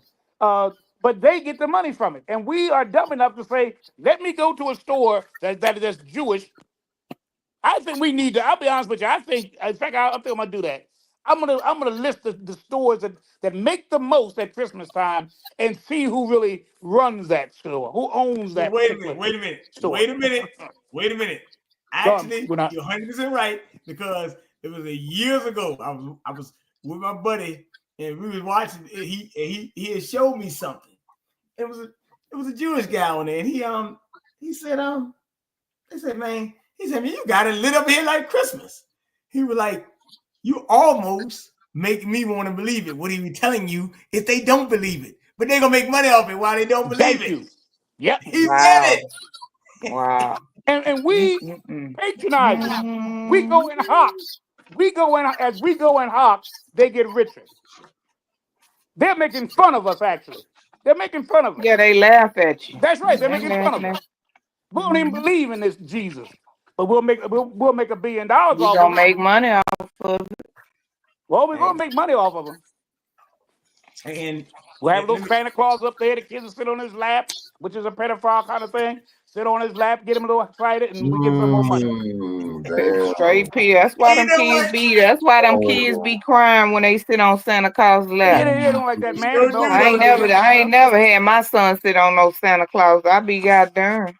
Yeah, I know that's right. My mother take me down one time. I screamed so much, I was screaming so much, it take me away. No, mommy, no. And she said, okay. Bishop, you got a good point. Now look, I'm gonna bring this up because I'm gonna bring this to you since you brought it up.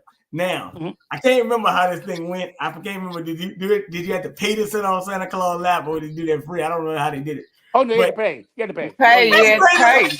You had to pay. That's crazy right there. Sit on a little white man's lap, you gotta pay. You gotta pay on a white man's lap. You don't sit on a little white man's lap and don't pay nothing. Oh my God. Little red man with beard and all that, man. You gotta sit on his lap. Now, recently they tried to be putting up a black Santa Claus lately and all that stuff lately, trying to. Yeah, that's to get the black people all. Yeah, here we go. Yeah, here we go. Race thing, you have to be black.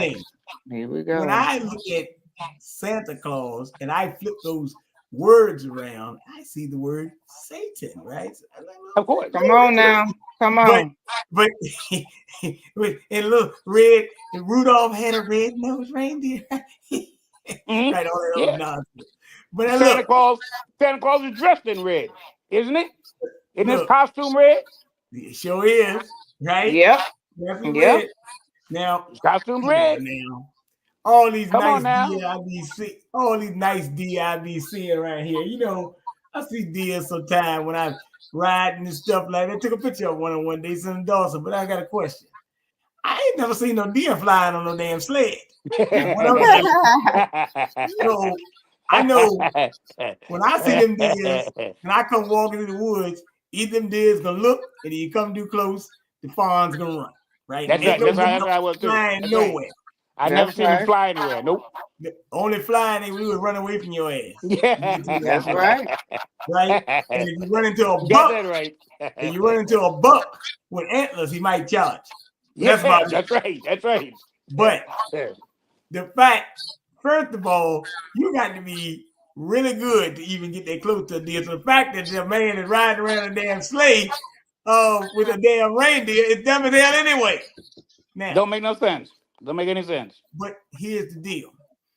Christmas, and I'm going to get off the topic, I got love them, but I'm going to just bring this up. Christmas is only meant for companies to get out of the red into the black. That's right. That's right. That's right. That's all it's about. Ain't about no Jesus, birth of Christ and all. Ain't about no Jesus, birth of Christ and all. Ain't about none of that stuff. They don't care nothing about that stuff. And it's what you said. It's a financial thing, economic. It's a financial thing, and as a matter of fact, not only is it financial, the only thing I will say that where it is a mental, psychological whack job on people is that you have people that will basically disown people, not hang out with people, say I don't want to deal with you anymore. You don't get them a Christmas gift. What did you get your wife, husband for Christmas? You know, you hear women out in person telling the other girlfriends, if you don't get it last year, I was talking to a guy, she told him you only got me 2 gifts for Christmas, and I've been married to you for the last 5 years. She was like, you give me more than that. She was like, I'm gonna have to put it. I'm gonna leave your ass. I'm like, what kind of crazy stuff y'all on, man? And look, Bernard, and we lied to our I'm children. saying? We lied to our children. We tell our children, don't lie. But the biggest lie of all is there's a man called Santa Claus. In fact, we will get mad at somebody who says there's no Santa Claus. Yeah, I Don't had tell that my happen. children that. I've heard people's parents say that. Don't tell my children Yeah. that. Don't you dare tell Wow. my children there's no Santa Claus. They believe in Santa Claus. You're a fool. Well, my Easter mom and bunny, you're a dad told fool. us from the jump, Santa Claus is us. So that they didn't. That's what I tell mine. That's what I told my daughter. I'm your Santa Claus. I came out of my pocket. They come out no daggone man from no North Pole. I don't know nobody in the North Pole. Oh, you don't? No. Not a soul. First of all, who the hell want to fly to the damn North Pole anyway? We're trying to be an igloo, right? Right. But what I'm saying, but let me ask you a question though, since you're here. What's going on in Philadelphia? Climate going on. What's going on there? Oh my God, we're having tornado watches and everything. Yeah, I heard. Are y'all by Indianapolis, Bishop? Are y'all by Indianapolis? Because they had for the final, what was that? Elite Eight. They had thunderstorm and tornado watch. Oh yeah, that's what we have here. The wind is blowing. I don't know. I mean, it came. I mean, you should have heard it. Sound like a train. Now we've never had a tornado. We've had the remnants of a hurricane. We've never had a tornado, and I'm 73 years old. We've never had a tornado land, but they're predicting it. They're looking for it to happen. That it's never even been predicted that we want to ever have that. It never even suggested that Philadelphia. Now Pennsylvania's had tornadoes, different rural areas in Pennsylvania, but never Philadelphia itself. We have a tornado watch, thunderstorm and lightning and everything. It's a mess out here. It's a mess out here. Well, let me say something to you. What's going on? Yeah, we had a bad storm here recently. What was that? Last Wednesday came around like 2 or 2:30 in the morning. Jake? Boy, and what was the last? I'm sorry. That Monday, so it might was that Sunday night. And it sounded like a train. It was just like woo, woo, woo, and people homes got damaged. I mean, it was crazy. It's crazy around here. And in Dallas, they had where Chak at, they had got hail. Wow. And my cousin sent the picture right before early that day before the storm hit. It was this big old white cloud over Dallas. And that night it hit. But I heard today a lot of these states, RFK and them, or some working on getting rid of this HARP weather manipulation. You know it. That's all it is. Yeah, come on, y'all. You ain't never Philadelphia tornadoes. Come on. Yeah, come on. That's come never on. happened. We've never had a warning of that. A tornado? Indianapolis and all. Get I don't out know. of here. We never had no tornadoes and stuff. Not Philadelphia itself. You had maybe some of them little rural areas, but Philadelphia having a tornado? The city. Right. Come on, get out of here. That's unheard of. I've never heard of it. I know it's never been since I've been alive, and I've been alive for almost 75 years. So, wow. I mean, my God, that's that's a no-no. That's an impossible thing. But that's what they're warning. We got tornado warnings. Look at Atlanta.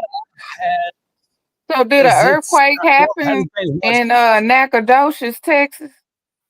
Oh wow. What? Yeah, my aunt sent me something on TikTok. BJ, you might want to look that up. An earthquake. An earthquake where? In Nacogdoches, Texas. Nacogdoches, Texas. Let me try to put in the chat, BJ, the name spelling Nacogdoches. Hold on. I'm looking at my phone right now. Okay. She sent it to me somewhere. I mean, she got it off of TikTok, but because they had some bad rain, what they was thinking it was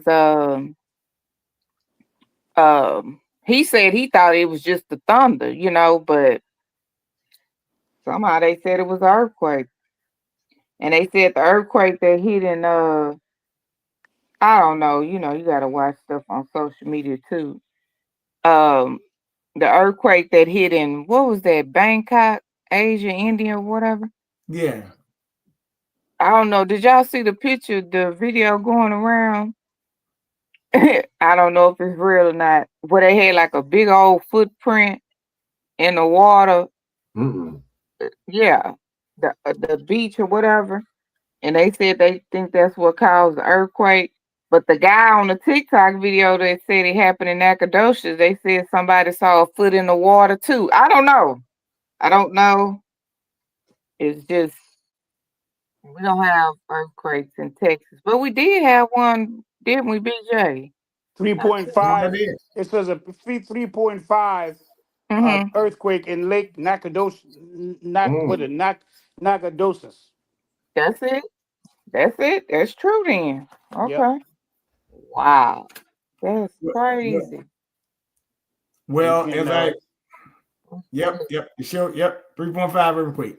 And, now, as I told you, the guy Cohen already told you by 2025 they'll be able to control all the weather patterns. So nothing new. Yeah, you did say that. That's Yes, right. you did say that. You said that. Look like it's Okay. happening too. Things that never happened before. Tornadoes in Philadelphia. Come on. Tornadoes in Philadelphia. Come on. BJ, you know there ain't been no tornadoes in no Philadelphia. You've been here. There's never been no tornadoes down in Philadelphia. Tornadoes. What here? Never been on tornadoes. We've had aftermath of hurricanes, like the ramification. A tornado hitting the Philadelphia. Get out of here. Even the idea. Now it's only a warning. It hasn't been hit yet. But this idea, we've never even had a warning. Tornado warning. Get out of here. One of these days is going to hit you. What? Y'all be careful. Something's happening in this earth. Be careful. Yep. Something's happening. It's out of the ordinary. That's almost impossible. Tornado in Philadelphia. Wow. That's crazy. You should have heard it out here. It sounded like a train. I don't think it actually hit a tornado, didn't hit. But it sounded like it was doing something out there. It was more than just a little bit of rain. Probably formed, Bishop. It just didn't touch down. Because if you ever hear a train sound, that's the warning sign of tornado. Get in your bathrooms. Get in your bathrooms or a closet. Yeah, that's true. My bathroom had no windows or nothing. So that would be a good place. Because no windows, if something would break, it wouldn't be no window. So we had no windows in our bathroom. Yeah, we have them. They'll touch down here. We got a what was that before Hurricane Beryl last July, like around April, we had something called like a derecho storm where winds dropped down around more than 100 miles an hour, and they twisted up all the power lines and threw the power lines got thrown across I-45 highway. And all people were stuck on the road, and people were scared because, you know, they can be still part of live electricity wire or something. Get out of here. Mm-hmm. And it busted windows downtown, all the windows downtown. Our weather getting crazier here. I mean, crazy here. Ours is too. It's getting bad. We just had 3 inches of snow. That's right, you did. That's right. And then this thing come around. Come on, what kind of mess? 3 inches of snow. And we're in springtime. I'm gonna play what y'all talking about. Hold on for me. I'm gonna play what y'all talking about. Since the last look, it's cloudy, it's gray, a little bit misty there. I know last hour they were reporting some mist, temps in the 60s. Tomorrow, they could be in the threat zone. They are in the threat zone for severe weather as we head into the second half of the day, I think, is when the best chance for some thunder boomers is. Hey, want to get you some breaking information right here, right now. That tornado watch that we've been talking about, or at least the potential for a tornado watch, has officially been issued. And so it's for this area shaded in red. It's a little bit tricky because it spans, 4 different states: Illinois, Indiana, Kentucky, and 1 county in Missouri is under this tornado watch going until 7 o'clock Central.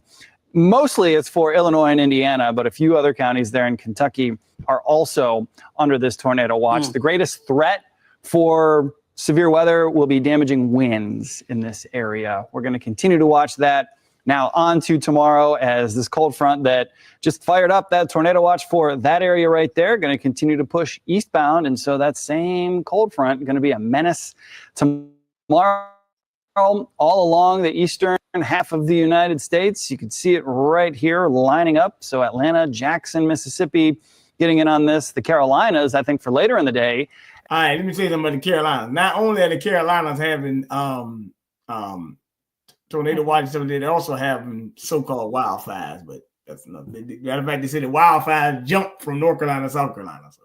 Oh my Lord! But yeah, this thing going so, crazy. We had a few wildfires here too, y'all. This weather is woo. Something's happening, my brothers and sisters. Something's happening. Something big is happening there. Well, I'm gonna say this. With the as a matter of fact, it's been, like I said, it's been storming here for the last couple of hours. Actually, like it stormed earlier, but it was 82 degrees today. Matter of fact, it was 80 yesterday. Yeah, it was 80 here too. It was been very windy, and then wind and but that wind's been going on for a while around here, right? Bernard, that we got windy conditions for a while. Everybody had wind. We've had. I mean, it's really getting crazy. Is it normal? Is it normal for March? Because my dad say, they have, March winds, April showers, May showers. So maybe it's normal, but I don't remember the wind being this intense in March. Not like this wind. Oh my gosh. They had some 18-wheelers. 18-wheelers flip over on the freeway one day because the wind was so strong. Get out of here. Yep.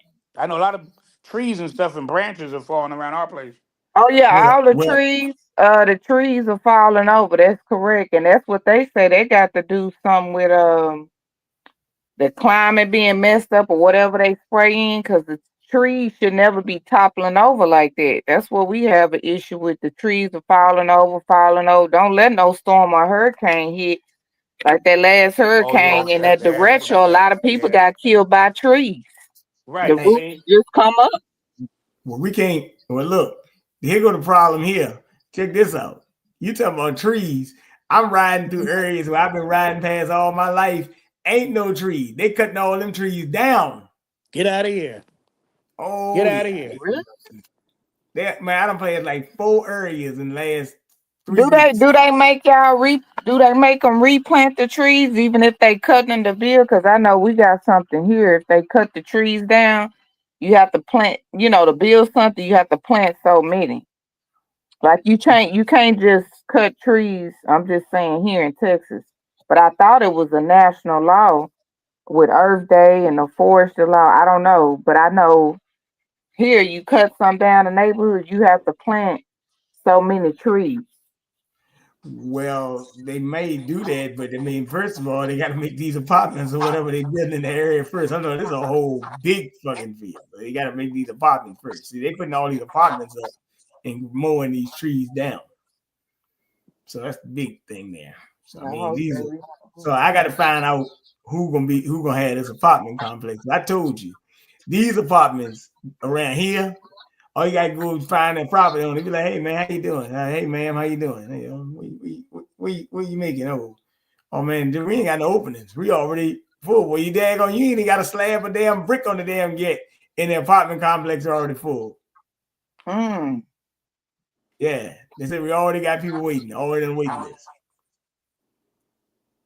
So they're gonna show you these apartments, but these weather patterns, people just have to be careful with these apartments. As a matter of fact, you actually talk to these property owners too. I talked to one of them. She told me she was from Colorado. She don't even live in the state of Virginia. She in Colorado. She just had an apartment complex she managed here. Don't know a damn thing going on or anything. We know what the cool thing about it is? A lot of them property managers don't even be in the state. Yeah, that's the one. Yeah, well, I'm at temporary by my house. I'm working dealing with my house. They not from the state. You right, Frank? They from where you at, California. And the cool thing about the waiting list, see, that's how these illegals get apartments, right? Yes, sir. That's for the illegal. Well, it's for some people, but that's more for the illegal people like that. You see what I'm saying? And you got people of their race, so called, getting them in there. do that waiting list because you could pick I could pick and choose, and I could say, oh, this person was above, this person was ahead of you. Correct. And they do it all the time, Frank. And you know they can get in trouble for that because they got laws against housing discrimination. You can't do that, but they do it. But that's a whole lawsuit. Well, another thing they got going on is like here, they're trying to make some student apartments, right? Which they had to write. That's on them. They want to do it. I mean, but they're just saying like, like I told you, downtown VCU area, VCU already got basically land rights on anything that goes on downtown area, and then if they don't want it, then everybody else gets it. Right? So that's how. Yeah, this college just everything. That's why I told people you go downtown.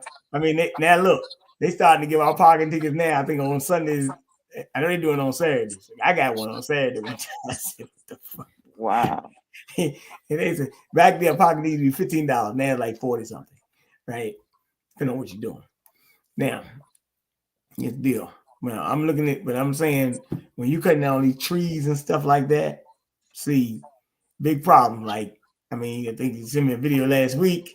Bears, I think up in Yellowstone, they just sitting in the middle of the damn roadway, right?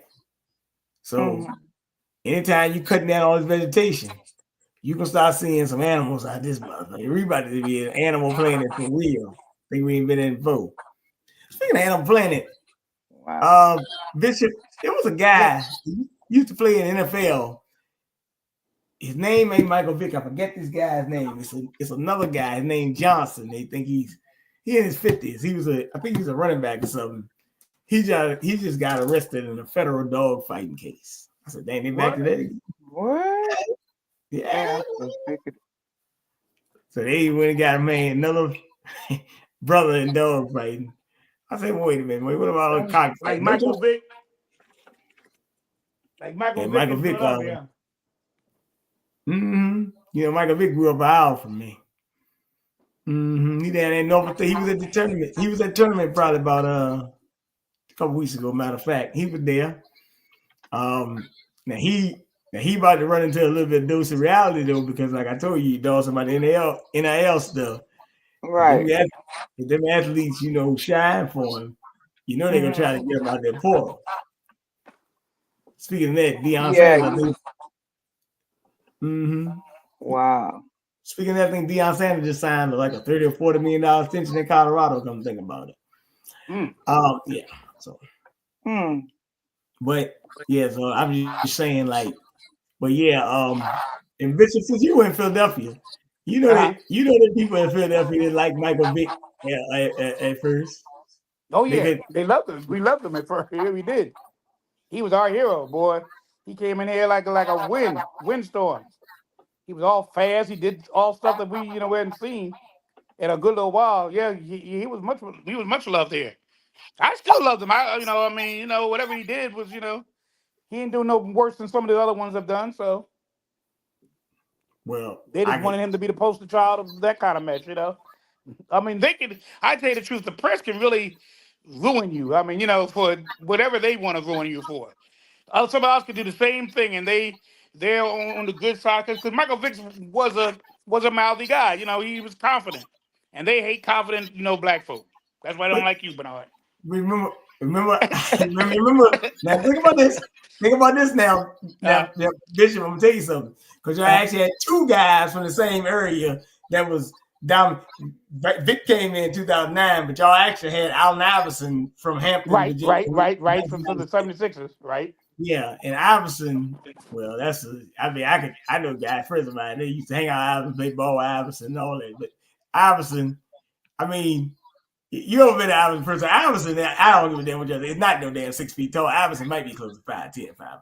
Oh yeah. He's short. That guy's short. No, Iverson might be 5'10" and 5'11", and like shit, probably about 165 or 150 or whatever he was. Iverson was small too. He was. He probably like what we got. What was his name? Spud where? Yeah, but yeah. Yeah. He's about that size. But let me say one thing about Iverson. You brought him Michael Vick. Iverson was never supposed to play college basketball, anything. Iverson had went to prison at 17 years old. He was in federal prison. He was never supposed to do that. Never. Iverson got in trouble for some stuff in a bowling alley here. And they had put him in. But the funny thing is, they said he had left, but they locked him and his 3 other buddies up and things like that.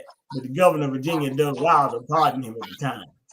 But on the agreement that you could not play high school athletics no more. You had to graduate high school.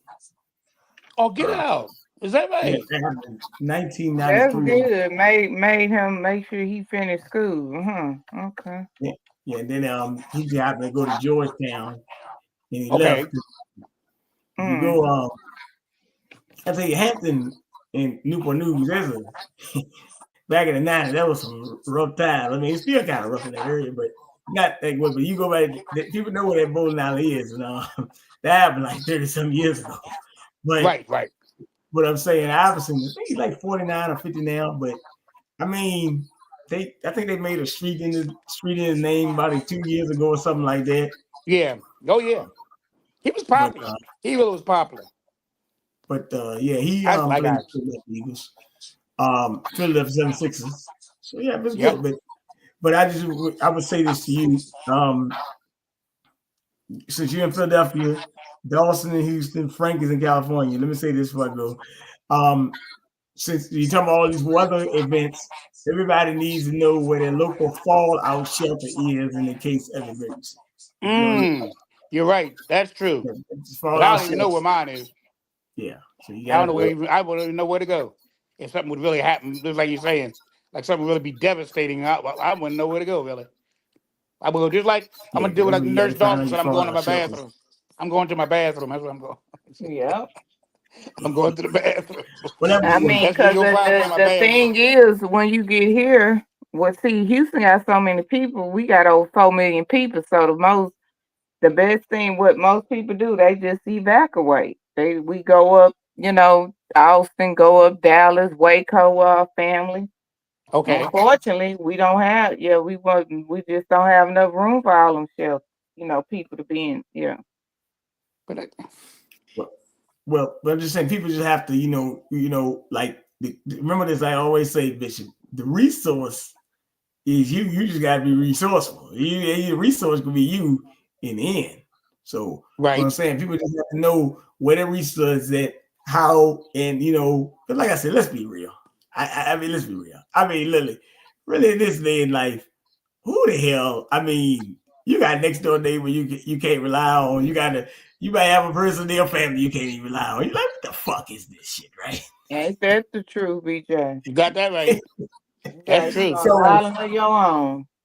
So sometimes, but this is, we were talking about it earlier, Bishop, before you even came on.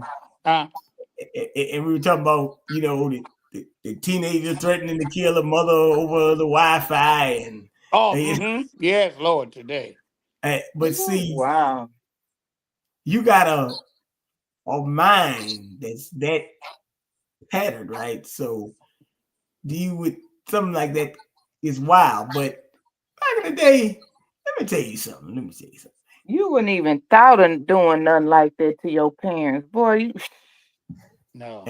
You be lucky to even be breathing. Lunch meat. Get your ass whipped. You can't even talk back to him, let alone talk about I'm gonna take a rifle to him or something. There's definitely some programming with these shows and this internet. That's what I said. The shows and the social media. I'm telling you. So, but Frank, they call it social programming, man. Go watch that. Remember, ain't nobody raising these kids. Now the question is where's the father or the fathers? Where are they? That's the question. Shoot. You talking about I know a guy said daggone he told me this a while back. He said, shoot, how you say I had five fathers? I said 5 father figures. I didn't have 5 father figures. That's kind of tough, right? That's kind of tough. I said, damn, 5 father figures? I said, what about 1? Your actual father. He's like, well, I didn't know him, so I got 5 fathers. I said, okay. Nice. Yeah. Now, I'm just being honest. This is the real talk. Sometimes you got an uncle, not the uncle for real. I'm talking about like, sometimes these kids or sometimes the girls, sometimes be the boys, sometimes be the girls. But you be like, dang, that's your uncle. That's your uncle. That's your uncle. That's your uncle. You're like, dang, how many uncles you got? Well, guess what? That's what the whole trick of all them uncles. Like, was really them uncles was the ones that was screwing your mom. That's who them guys were. They told Come on now. They Come were no on. daggone uncle. Come on. They were no uncle. They were them. They had nothing to do no Hey, uncle. look. They were. Hey, look. Your uncle will put their hand in the cookie jar. That's what. That's Come on the now. uncle, right? Yeah. Come on. And hand everything else in the cookie jar. Wow. That is kind of wild though. I'm like, hey, look.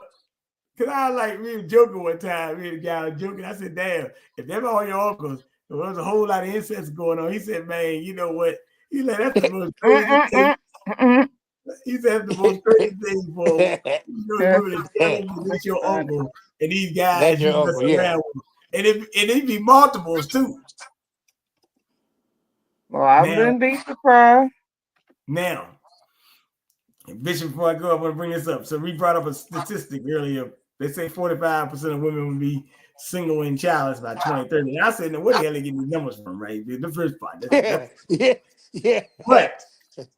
But they also got another one that say that, hey, they had a survey that asked women, would you be okay with a robot? You wouldn't believe some women say, yeah, they'd be okay with that, right? So they already programmed the mind for that too, right? And they act men too. I already said, hey, look, if you want to have sex with a robot, go ahead. I hope the shit explodes and bust on your ass. Fuck it. Go ahead. Fuck it. Why not? I'll take the hit for it because guess what? That is some crazy shit. But at the same time, hey, look. Fine. Already robots. I mean, you look at the crazy shit that they be doing. Like, I'm out the other day.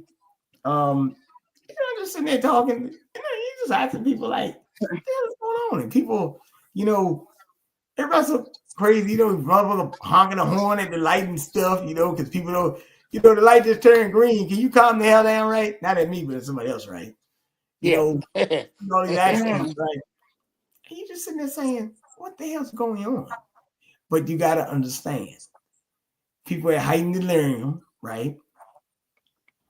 Everybody got somewhere to go. Don't really have nowhere to go, really.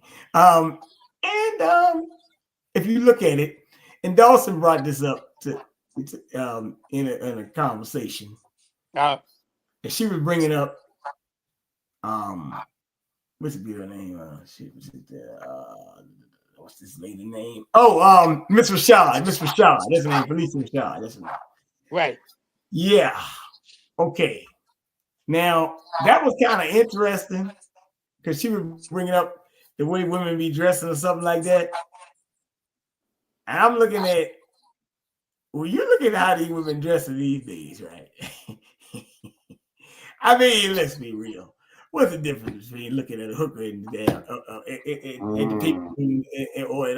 people who up down the street or looking at, a video vixen, right? All of them is almost looking like video vixens. They with long hair or whatever. Shoot.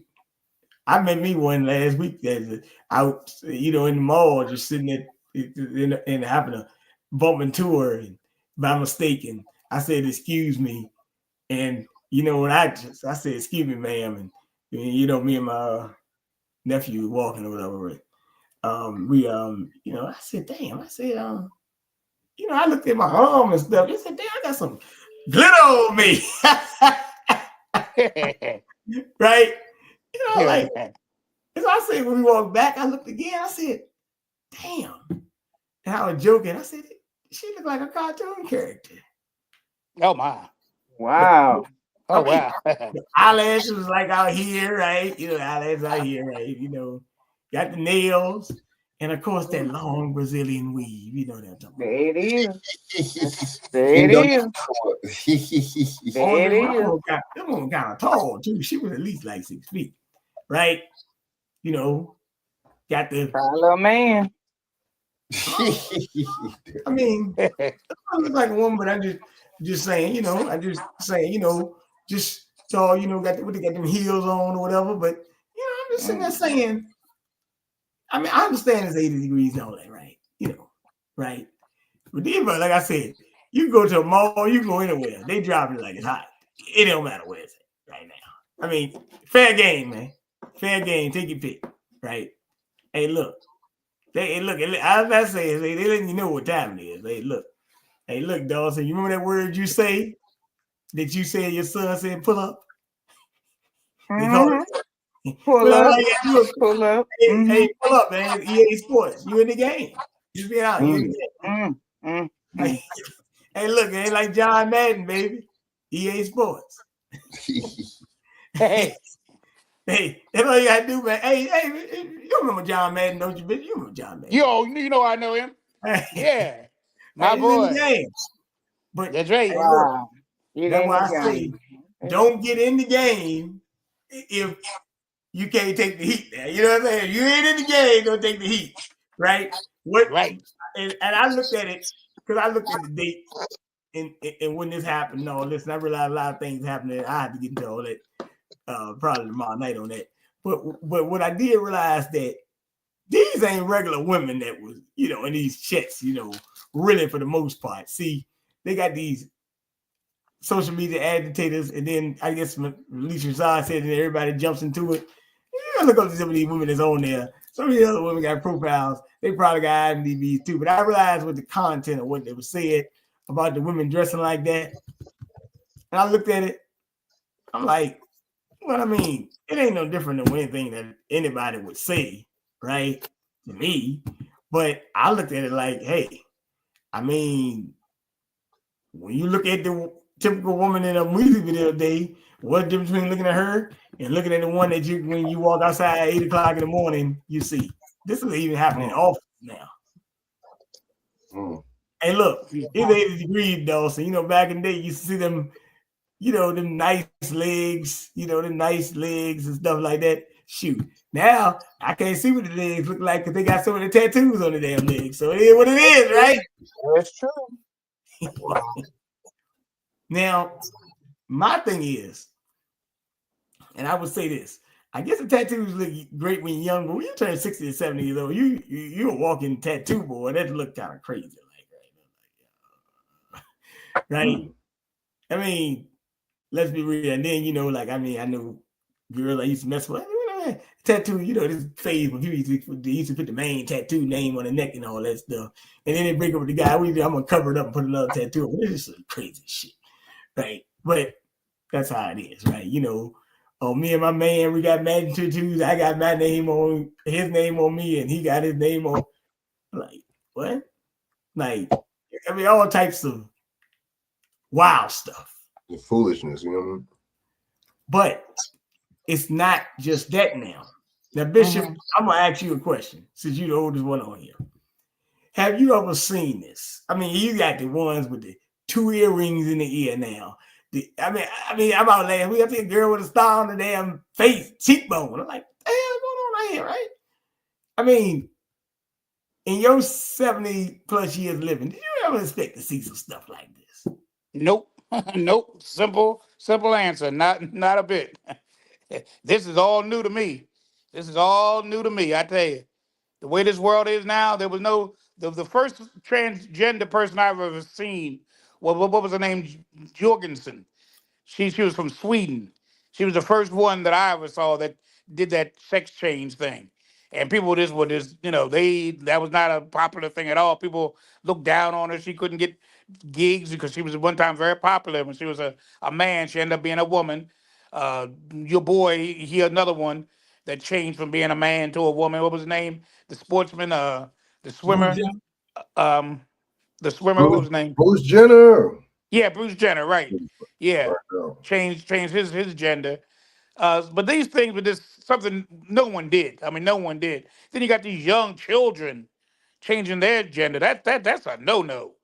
These things, this is a new age altogether. And the weird part about it, BJ and Frank and Nurse Dawson, is it took one generation to change everything. It wasn't over a long period of time. No, You're talking about 1 or 2 generations, and that's now it's true. this way. They've done with my grandchildren, not my great-great-great-grandchildren, my grandchildren. So that's my daughter and then her children, that kind of thing. It didn't take forever for this thing to get like this. It's gotten like this within 1 or 2 generations. And I don't know what the next generation is going to be. I got great-grandchildren now. I don't know what's going to be when they start growing up in their Oh wow. teens and 20s. My Lord. Well, I can't. I don't even want to. I won't even want to be here when that happens. Because I hate to see my great-grandchildren doing something stupid. And I had to get on them, because I would get on them. well, look, this is how I would say to that. When we talk about the generation of people, yeah, I'm saying this thing is so fickle because actually, and I had to go into that another time, but if you really go look into it, you didn't see it like time, but this was already planned from back in the 60s and 70s. That's already planned thing. They have Tavistock Institute, all these other institutes. Now they got studies saying that if you take marijuana at before 50, it could cause death or cancer or whatever the hell it is, right? So they're back on the weed thing again. You know, hey, rolling loud, Mary Jane, right? right. But yeah, that's true. Whatever the case may be. But at the same time, then they also tell you it's a great therapeutic. But nevertheless, that's okay. You know what I always say? People really got to look at this thing because really, to tell you the truth, people say, now Bishop, I know people talk about but some people say people got to unify. But here's the deal. I'm going to tell you that train has left station somewhat because there's a lot of people that probably won't be around. Now, check this out. When you said the generation, this thing is so tattered, right? Because you got, see, Bishop, you are in your 70s, right? Yep. Very much When so. you really look at it, if you go by and put a baseline in, since you're 70, you got people from that generation that's acting like this generation now. So it's kind of like creeped in to all prospects of society. Yeah, born 1951. Yeah. I'm in my 70s. Yep. Be 74 this year. Let let the lady shout out information. Go ahead, Don. Shout out your information. Go ahead. Okay. Instagram share_speaks21. YouTube share speaks 21 or share speaks TV. You know how they throw me out. Then I'm on TikTok, just share speaks. We are with like I said, I don't know about the fallout shelters, but like I said, be safe in the weather on that one. Frank, go ahead. Yeah, man. You know what I'm saying? It's good information, good show, man. You know, just goes to show. All these pastors, preachers, and politicians, man, the 3 P's we got to watch out for. You see what I'm saying? We got to stay watchful for people like that. Those are people that always try to take advantage of us. We'll just take us for granted, man, and serve other purposes besides serving us, man. So, you know, they look out for themselves and their wallet before they do us. So, you know, by now we know that. We should stay clear of it. I mean, but at the same time, Sunday and Wednesday, them churches are still gonna be packed. Like they're still gonna be, man, you know, they're still gonna be up in there, man, looking crazy, you know. It's crazy too because you know they taking down Big U and all these people. You know all the stuff they were saying on the internet and all this. Man, this dude straight up held people for, you know what I'm saying, against their will live on camera. And no indictment, none of that. I'm not saying he should. I ain't saying none of that. I'm just saying, you know, it's kind of interesting. It's kind of a double standard, and that just goes to show too. It don't necessarily have to be the thug around the corner. You see what I'm saying, or the gangster or something like that. No, you right there in your own church congregation. Your own church. Man, oh yeah. You know saying? In the church, say amen. Man, amen and hallelujah, and the whole joint. You know what I'm saying? So yeah, y'all can hit me up at XX Frank Nitty XX on YouTube, Instagram, and then Frank Jones 8115. on Instagram, my second page. Tap in with me, man. You know. Now watch this. All right, Frank. Yeah, Felicia Rashad too. My bad. That was crazy too. How them females. She's, you know, that's an older woman, dude. That's an older woman. She should be talking. Show some respect. It's like, what do you expect her to be? Like, ain't no respect in the hood, man, no more. Weird. Where you been, man? Ain't no respect in the hood no more. Man, them sisters, them America Most Unwanted sister girls, they don't want to hear that. Hey, look. Now, Bishop. Yes, sir. We were expecting you. So, I'm going to come back on tomorrow night, actually. But you know what, Bishop? I want to thank you for bringing some enlightenment to this thing because you are actually kind of the man I might need. Because I've been, talking about this a while. I talked to you about it. I said, look, Bishop, what's going on with each? No, I always ask you what's going on with these churches and all this stuff. I always think that. So it's time for me to come back like a ton of bricks. And we're going to have to hit them with this thing that they use. You know this Holy Bible. You know you use this thing. You got one in your house right now. You know you do. Right? Oh, you know I do. Matter of fact, it's so crazy. I got plenty of them. You know what? It's so crazy. I'm in a hotel the other week. And I said, Dad, where the hell I put my phone at? And I was getting ready to leave. And I said, Dad, one thing I got to give them credit for in a hotel. They sure do have a Holy Bible in their hotel. They sure do. Hey, look, that Gideon Bible. That Gideon Bible always in the drawer. They sure do. Hey, look. So, at least and that's one thing they got right or wrong. They got that in there. That's very interesting. They got a Holy Bible in the hotel there. That's very interesting. Hey, but we're gonna have to. You can come back on my show one time. We're gonna have to break down this Revelation thing one time. A couple other things. Hey, look, it's weird because that's what I'm teaching now. I'm teaching that on Tuesday nights. I'm teaching the whole book of Revelation. So I'm on that right now. It's weird you said something. I'm on the book of Revelation right now. I'm teaching it, and with me, I teach it. I break it down to the common denominator, child.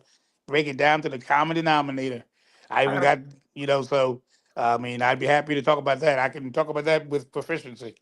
So that's what I'm on right now, telling my congregation, well, not my congregation, but the church I go to, and others, because people come from everywhere to listen to it. It's on free conference call on their station, the church that I go to. But that's what I'm doing every Tuesday night now. And of course, we still do the Real Talk with the G-Man on Thursday nights. I was doing it with Dr. Byron, but his health is waning a lot, so he's going to be pulling back. And I'm going to be doing Real Talk with the G-Man without coming into that Let's Talk thing. I think that's going to be over with. And we're just going to consolidate it. Bring him here. I'm glad you brought him up.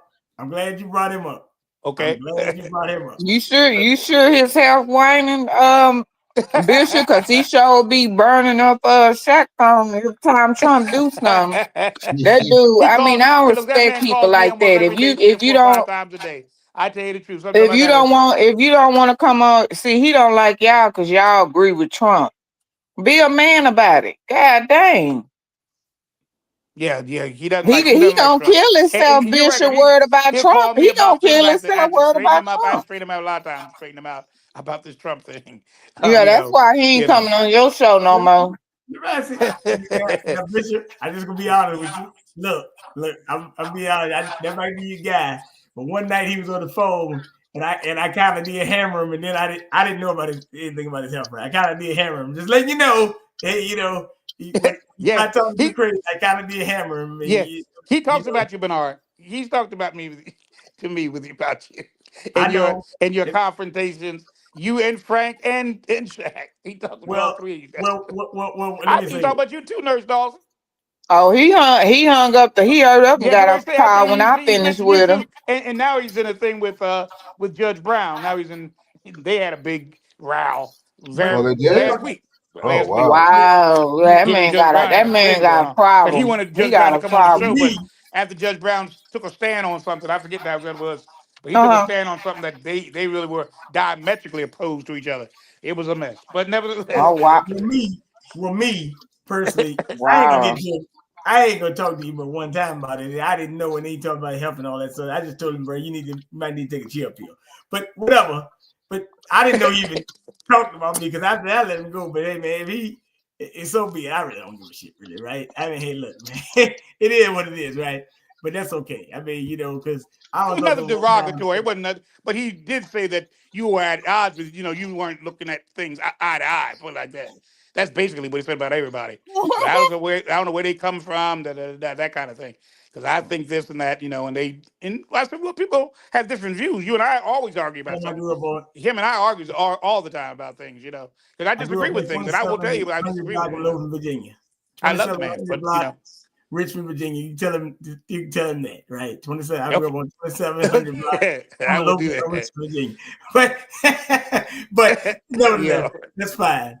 But I mean, like I said, if he's got health issues, he might need to chill. I mean, he did say some things that were very concerning and try to help him with his health on some things.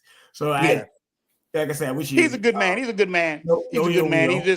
He just believes in certain things. He believes in strongly, and and it's hard to but I try to give him I try to break it down for him so he understands. I tell him all the time, don't look at Trump. Trump's not the last word. We keep on talking about Trump, but what about them 100 senators and the 435 congressmen? Everybody keep on voting them back in.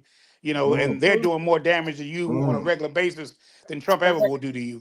But, people can't see that. They just want to single out one person, and that's all they want to single out. Now what are they going to do about Elon Musk? He's now leaving in May. So they won't have him, I guess, to kick around no more. They'll find somebody else. They'll find somebody, I'm sure. Mm-hmm. They always find somebody to kick around. So Elon Musk said, I don't need this mess. I don't really need this. I'm almost a trillionaire, but I'm not gonna put up with all this stuff. Burning down my cars and burning down my company and all that kind of stuff. I ain't no. It ain't worth all that. If Americans want to keep on, to me, now, I'm gonna say this, Bernard, and I know it's closing, but I want to mention this, and I hope you do talk about this tomorrow in some way, because I would like to talk about this too on your show. To me, I think they're doing a good thing by looking at these things, these institutions, the USAID and Medicare and all that kind of stuff. They need to. There's all kind of crap going on around here. There's money that's flying around 120-year-old people, a million of them in this country. There ain't no 120-year-old people in this country. Get out of my face. Did you see the one about the 9-month-year-old that Yeah, I getting saw it. I was going to mention that. $300,000 And he got a SBA 9 months loan? old that collects Social Security. 9 months old. He can't And SBA loans. Yeah. Using his Social Security number and doing all kind of stuff. This is a mess. This is a mess. They need to scrutinize this. They just bust a peep in New York, lady out there from Jackson Hewitt telling the migrants, the illegal aliens, let me call them how they are, illegal aliens, that they can get a tax refund check. It don't matter if they worked or not. See, that's what I'm talking about. This kind of thing. Even that USAID, what teaching them how to transsexuals, how to be homosexual, all over the world and stuff. They ain't doing nothing but help these kind of stuff, promoting stuff that this is wrong and rotten. But my concern is this. This is my concern. They found about $1 trillion now that has been misappropriated, mishandled, embezzled, and all the rest of that good stuff. I just want to know what they're going to do with the money. I don't want them to send it to Israel and other countries. That's my concern. That I just don't. It should go to the American people. It should go to the American. You find this trillions of dollars. It's our tax-paying dollars that you're finding being misappropriated. Shouldn't it be reimbursed to the people? Well, what and not is they sent still away gonna give again for another missile over there in Israel and another missile in Ukraine and all that kind of craziness? It's crazy. Are they going? I thought they were going to try to give 5,000 or something. I don't know. Yeah, but then they keep on backing off on that and okay. it and all the rest of that. That 5,000 actually is a UBI trap. Yeah, right. It's gonna be a Joe Dodge shit. Yeah. No, it's UBI. He said he want to give people a universal high income. That's universal. It's all coming anyway. Just like AI with the department of AI. In the $1 trillion, all they did was move money into defense spending and bombing. Yeah, that's what I'm saying. But that's what I'm saying. They're not giving it back to the people. They're just diverting it from all this crooked stuff to something else that I consider crooked. Guess whose companies that?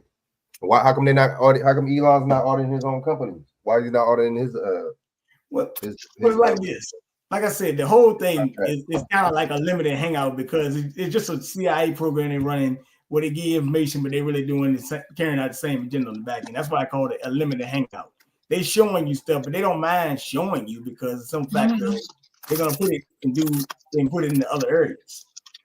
Matter of fact, that's what I'm. That's Well, that's what I want to. yeah, That's and what I want to know, Bernard. y'all Where right they because find all this money being misappropriated and all the rest of that stuff, but where is it going to go now?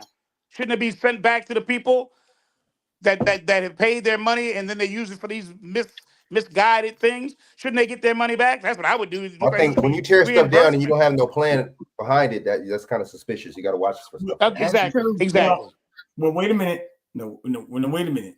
It is They got a plan. They're the ones the guy for Airbnb told you in the meeting. As a matter of fact, when they had that thing with Brett Bear, if you go listen to the Airbnb guy that was on there that they had, I forget his name.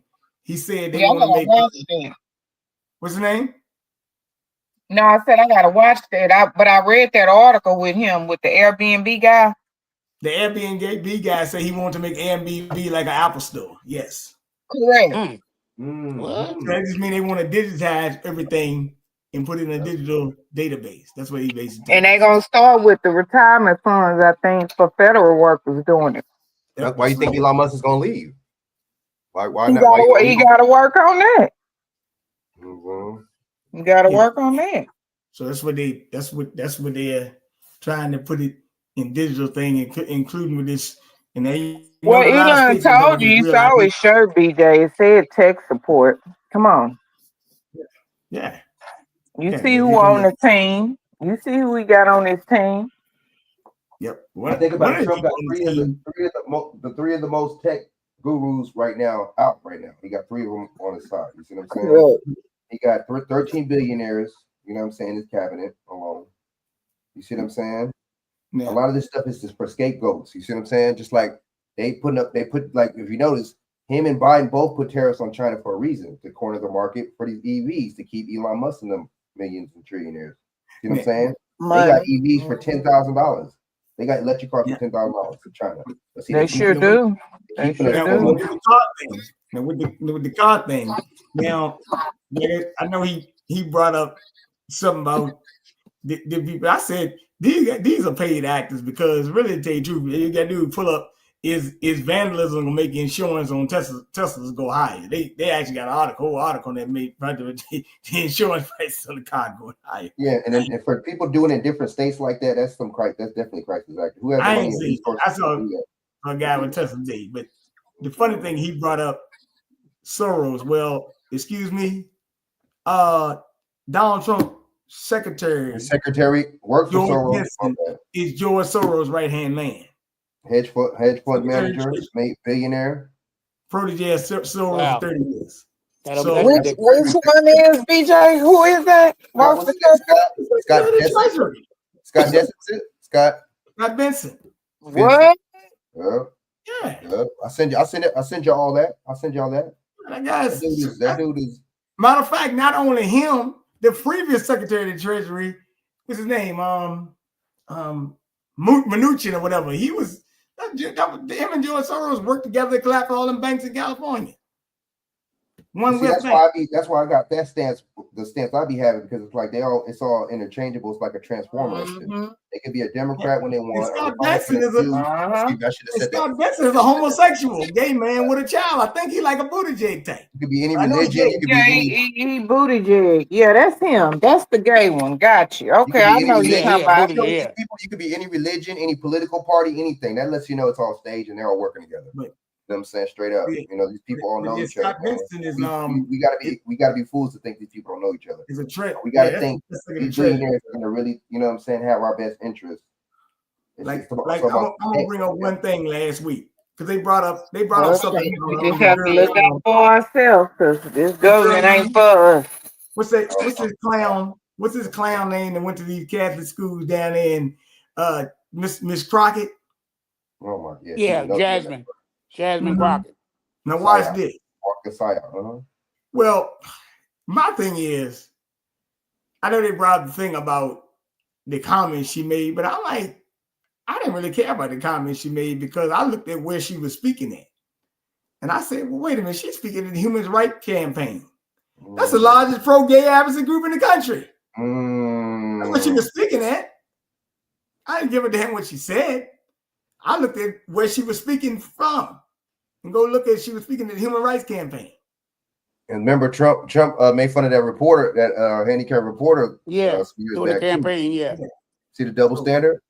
Yeah. So, but see, you know what I noticed what these people do? The Republicans will get mad at something the Democrats are doing. The Democrats get mad. It's all. Why can't it just be about wrong or right? This was bullshit, and they'll still protect the person in the party because it's a Republican or a Democrat.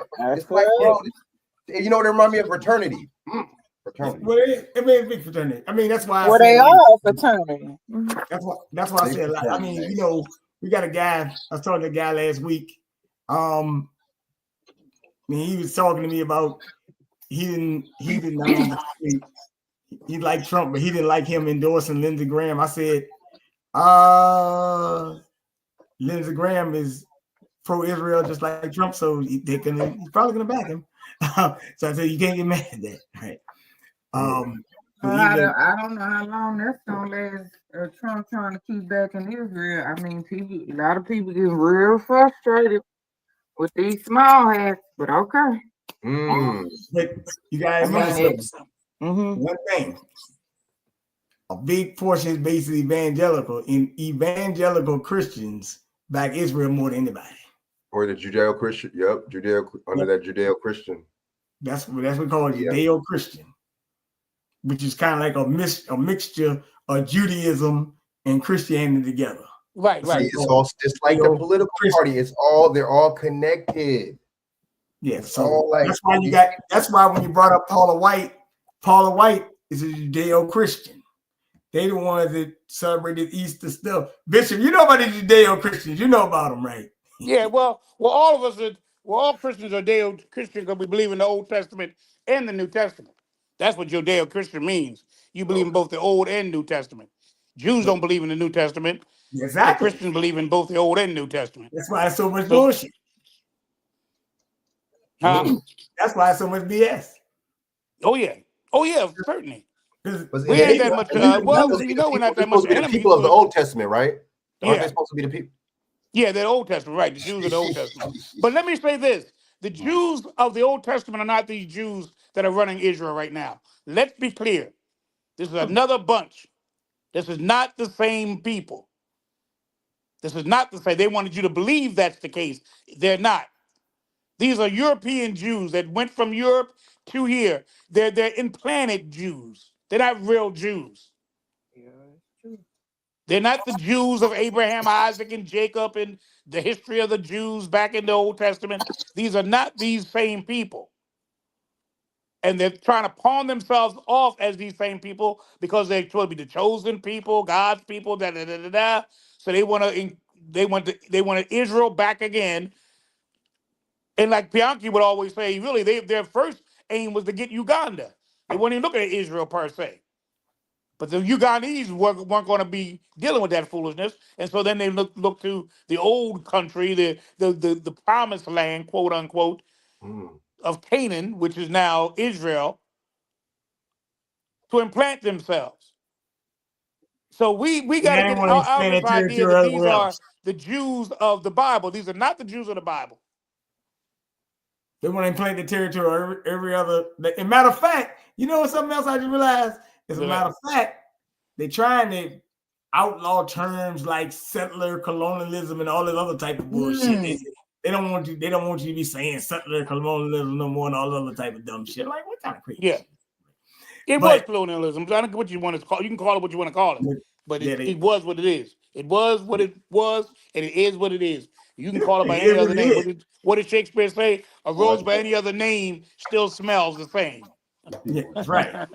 But you can call it a pumpkin, but a rose is a rose. You can call it a pumpkin, you can call it a giraffe, but a rose is a rose. So you can call it what you want to call it. Well, I was just looking at some stuff last week, and I've shared this with Dawson and them earlier. Matter of fact, they brought it up. Steph Greenberg brought it up on March Madness. He said it'd be good to have you know, he was hoping to get 3 Jewish coaches in the Final Four. What do you know? You got 3 Jewish coaches in the Final Four. Maybe he got a set. Three of them, right? Yeah, 3 of them, right?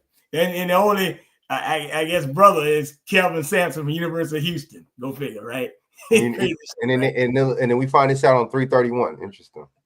Well, no. I've been no. They should bring this up like on 16th, like this month. Oh, okay. They brought it up. I'm just telling you that happened the day before 331.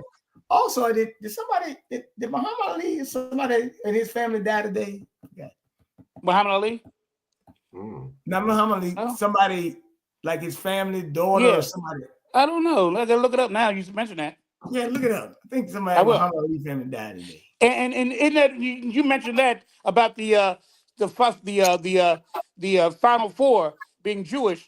Guess what? Guess what else was Jewish? The owner of the Eagles who won the Super Bowl. I told you that. I remember. I told you that. Yeah, Lori is Jewish. Wow. I told you that. Lori was born to a Jewish family. Their real names are Smith. That's right. Who started the Super Bowl? The NFL. Walter Camp. 33-degree Mason. There's another one. There you go. Right. This is right. This year, now we're in an era where Jewish is the thing to be. I'm gonna see if I got any Jews in me, so I can get some kind of reparation or some kind of. I'm gonna get some. That's the only way you probably do it. I gotta look at my DNA closer now. I'm gonna see if I got any Jewish blood. Hey, look. I mean, is this they last? Be something. Be a Jew. Is this their last go around though, Bishop and BJ and Frank? Of course. It's their last go around. They know they time up, y'all. Telling you that they're going to have a time of complete downfall and not too many days from hence. We don't know how long it's going to be. See, so you rise to it's almost like the calm before the storm. I used to say that before a big storm comes, everything's quiet. No birds are chirping, no bees are buzzing. You know, something get ready to happen. Something get ready to happen. The calm before the storm. Everything is peaceful. You can't hear nothing, no wind, no nothing. Everything's calm. And all of a sudden, boom, bam, boom. Remember that's what's happening now. Yeah, they time coming to an end. Yeah, soon. Let me tell you, that it's not too much. So they got to get to the heights. They got to get to the heights first, so when the crash comes, it'll be a crash.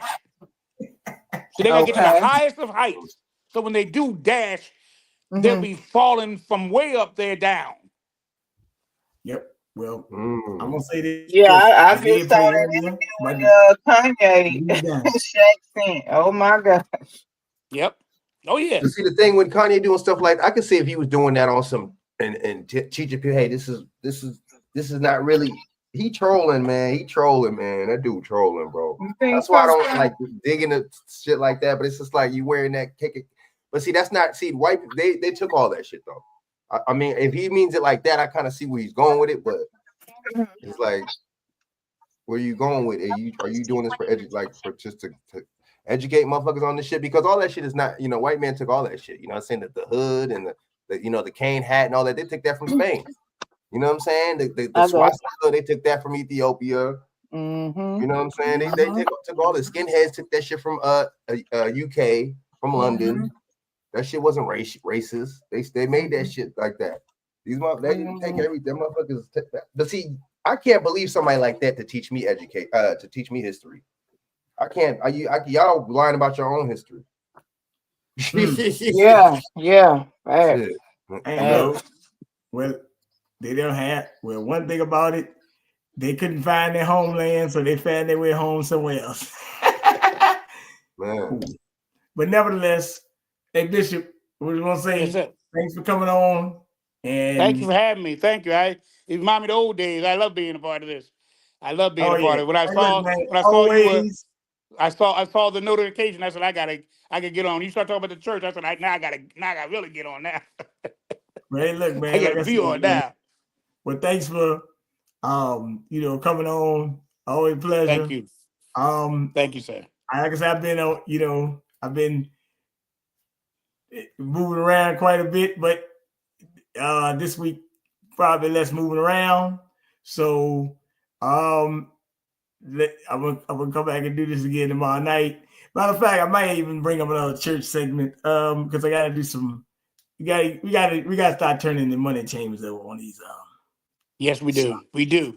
I really believe that. I believe that, Bernard. I really do. You need to put the light on them. They've been in the dark too long. They need to put the light on them. That's the I'm problem ready. now. Come That back. why the church is I'm going to ready. hell because nobody wants to talk about it. But that's good. I'm glad you are. I am. Well, them sister girls already started caving for Marvin Sapp, so Damn. y'all just so critical, and Look, I say, here they go. Here they go. hey, look. But Dawson, I'm gonna say this before I go. I guess they never would have made it without him. Hey, look, it's goddamn. Cause I know one damn thing. He making it with or without you. True. Believe he got that money. He got that 40,000. He got it. Hey, look. No matter what. They gave it to him, right? Oh, there you go. I gotta figure out. I gotta do some re-exam to myself because women ask us for money and they giving Marvin Sapp money. Go figure. But I done said it. I done said it a long time ago. They not worshiping no God and Jesus. They worshiping and idolizing their past. That's it. Like That's the Bishop was problem. saying, them entertainers. See, That's right. the Bible talks about I'm a jealous God. Don't You don't like it? idolize nobody. Don't put nobody That's what he for says. me. That's what he Adultery is a says, isn't it? sin in the Bible for y'all so-called Christians who don't read your Bible. Right. Hey, look, I'm gonna say this, Bishop. Give me about a week. Let me see. Can I find one of these fine theological students around here? I'm gonna ask them to come on. And, we got a lot of theology guys. They got school that street got school theology. Might have to ask them some questions. Let me see if I can find one of them. Maybe I have to go down there, but they have a chapel service on Thursday or something like that. You'll find them there. You'll find them. Yeah. Bring them up. Bring them up. I want to talk to them. Bring them up. I just want to ask them questions. I'll be ready for them. Have changed from back in the day being like what Dr. King used or like Malcolm used for the mosque. That was a form of information for us to gather our ideas, put our money together so we can get something done for our people. Now it's straight pimping now. It's just straight pimping. You got bussified going on in the church. Pastors laying up with different women in the church, having kids out of wedlock. I mean, that My church show. God. Them church sisters talk about one another. Fashion that's show right. going on in the church. Come on, girl. Come on. Talk about it. Talk about it. It's like school, fashion show with the kids, man. I'm telling you, man. I'm telling you, right? Yeah. I'll let you know. It's not. It's all about material things to people up in that. That's so including the pastor, that's the main motherfucker. It's all about exterior, not interior. But see, if we over here going to this place because of God, why are money and material things any of our concern? Aren't we going here for God though? Like, damn. And it's supposed to be in your heart. That means you supposed to do right by people from the heart. You supposed to. Well, we're called to be servants, not to be served. Not to be served.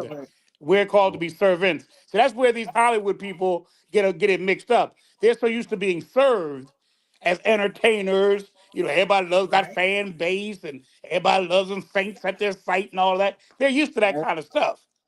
So they come to the church, they expect the same thing. But they're supposed to take off that serve hat and put on a servant's hat. They don't do it. They keep that same old, I'm the center of attention, I'm the superstar, I'm the main attraction. Not in the church, you're not. You're not the main attraction in the church. And the church is now, because they're so caught up in the entertainment world, the things of the world, they just carry it over to the church. Oh, my pastor's Marvin Sapp. Oh, wow, whatever he says. They say that my pastor. You right. Wow. And that's why the church going to hell in a handbasket. Yep.